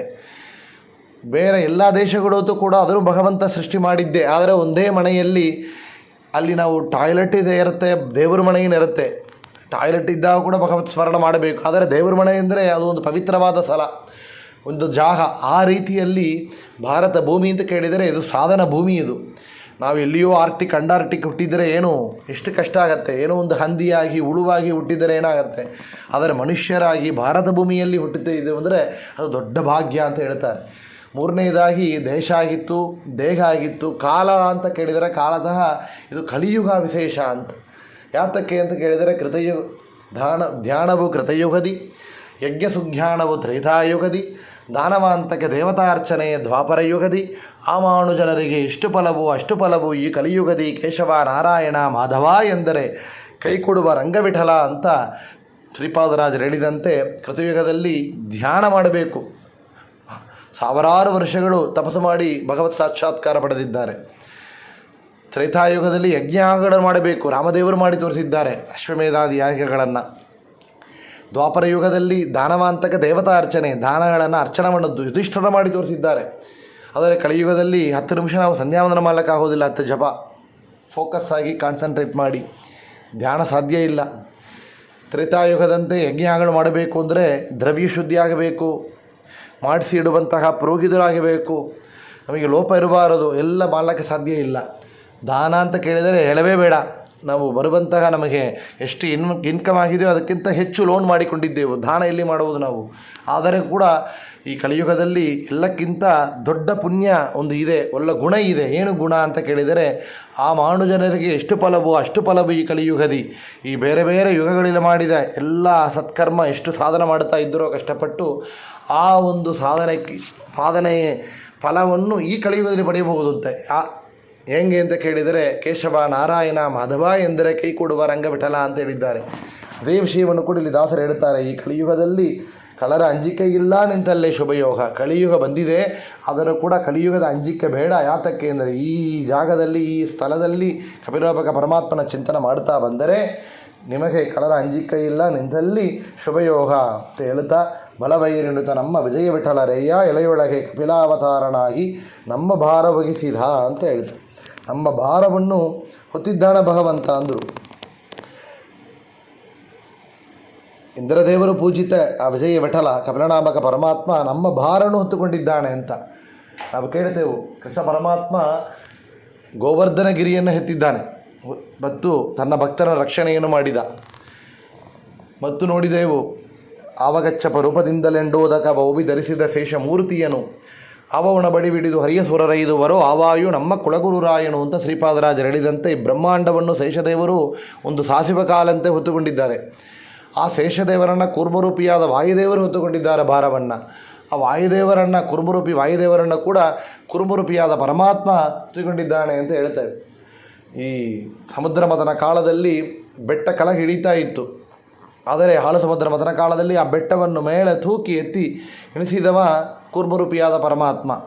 ಜಗನ್ನಾಥದಾಸರು ಹೇಳ್ತಾರೆ, ಬೆಟ್ಟ ಬೆನ್ನಲ್ಲಿ ಧರಿಸಿದವರುಳು ಸಿಟ್ಟು ಮಾಡಿದನೇನೋ ಹರಿ ಅಂತ.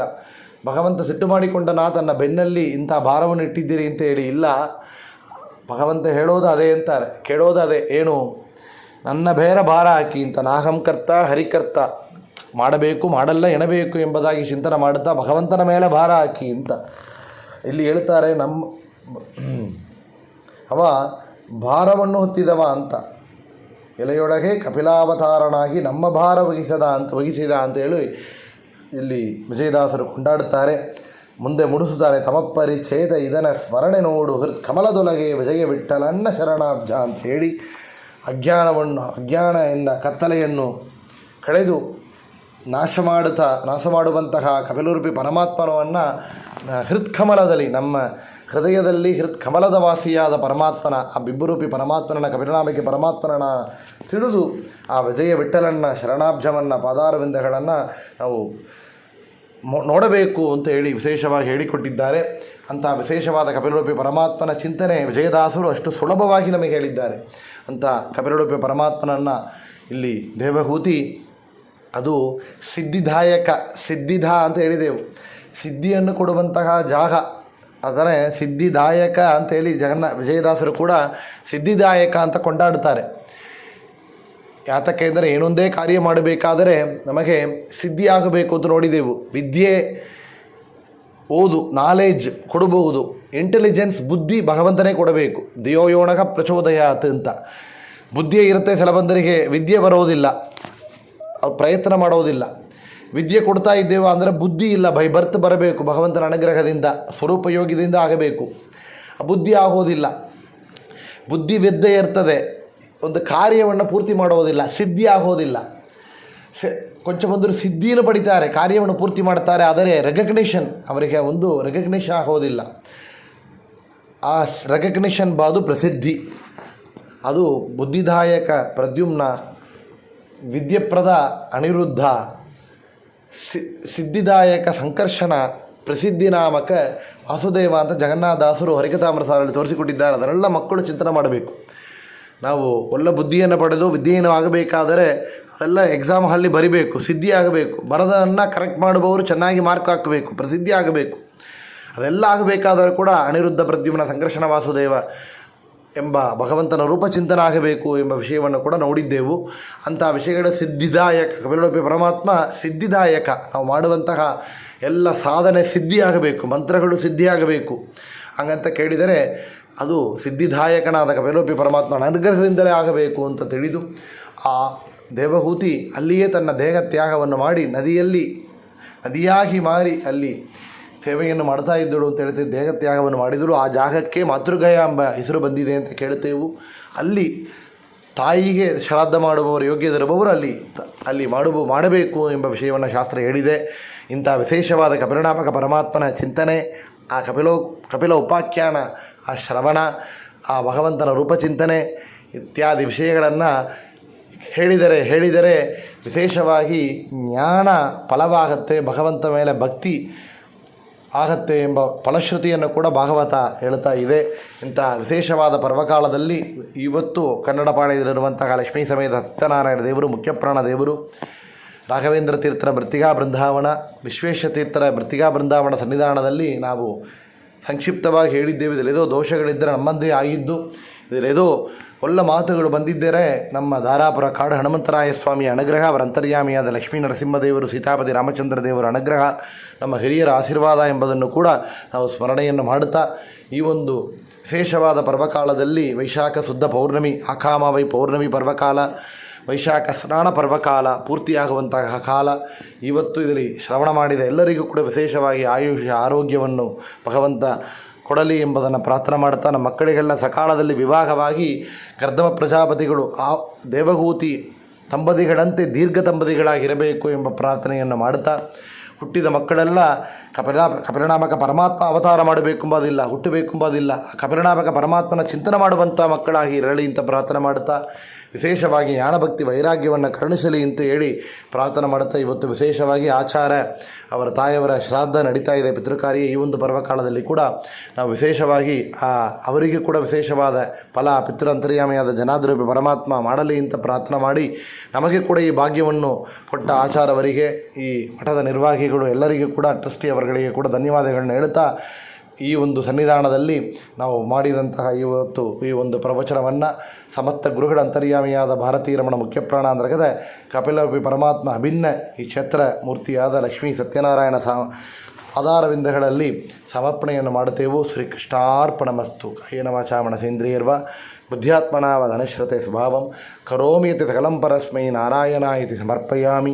ಅಕ್ಷಯಂ ಕರ್ಮ ಯಸ್ಮಿನ್ ಪರೇ ಸ್ವರ್ಪಿತಂ ಪ್ರಕ್ಷಯಂ ಯಾಂತಿ ದುಃಖಾನಿ ಯನ್ನಾಮತಃ ಅಕ್ಷರೋ ಯೋಜರಃ ಸರ್ವದೈವಾಮೃತಃ ಗುಚ್ಛಿಕಂ ಯಸ್ಯ ವಿಶ್ವಂ ಸದಾ ಜಾತಿಕಂ ಪ್ರಣಯಾಮ ವಾಸುದೇವಂ ದೇವತಾ ಮಂಡಲ ಅಖಂಡಮಂಡಲಂ. ಶ್ರೀಕೃಷ್ಣಾರ್ಪಣಮಸ್ತು.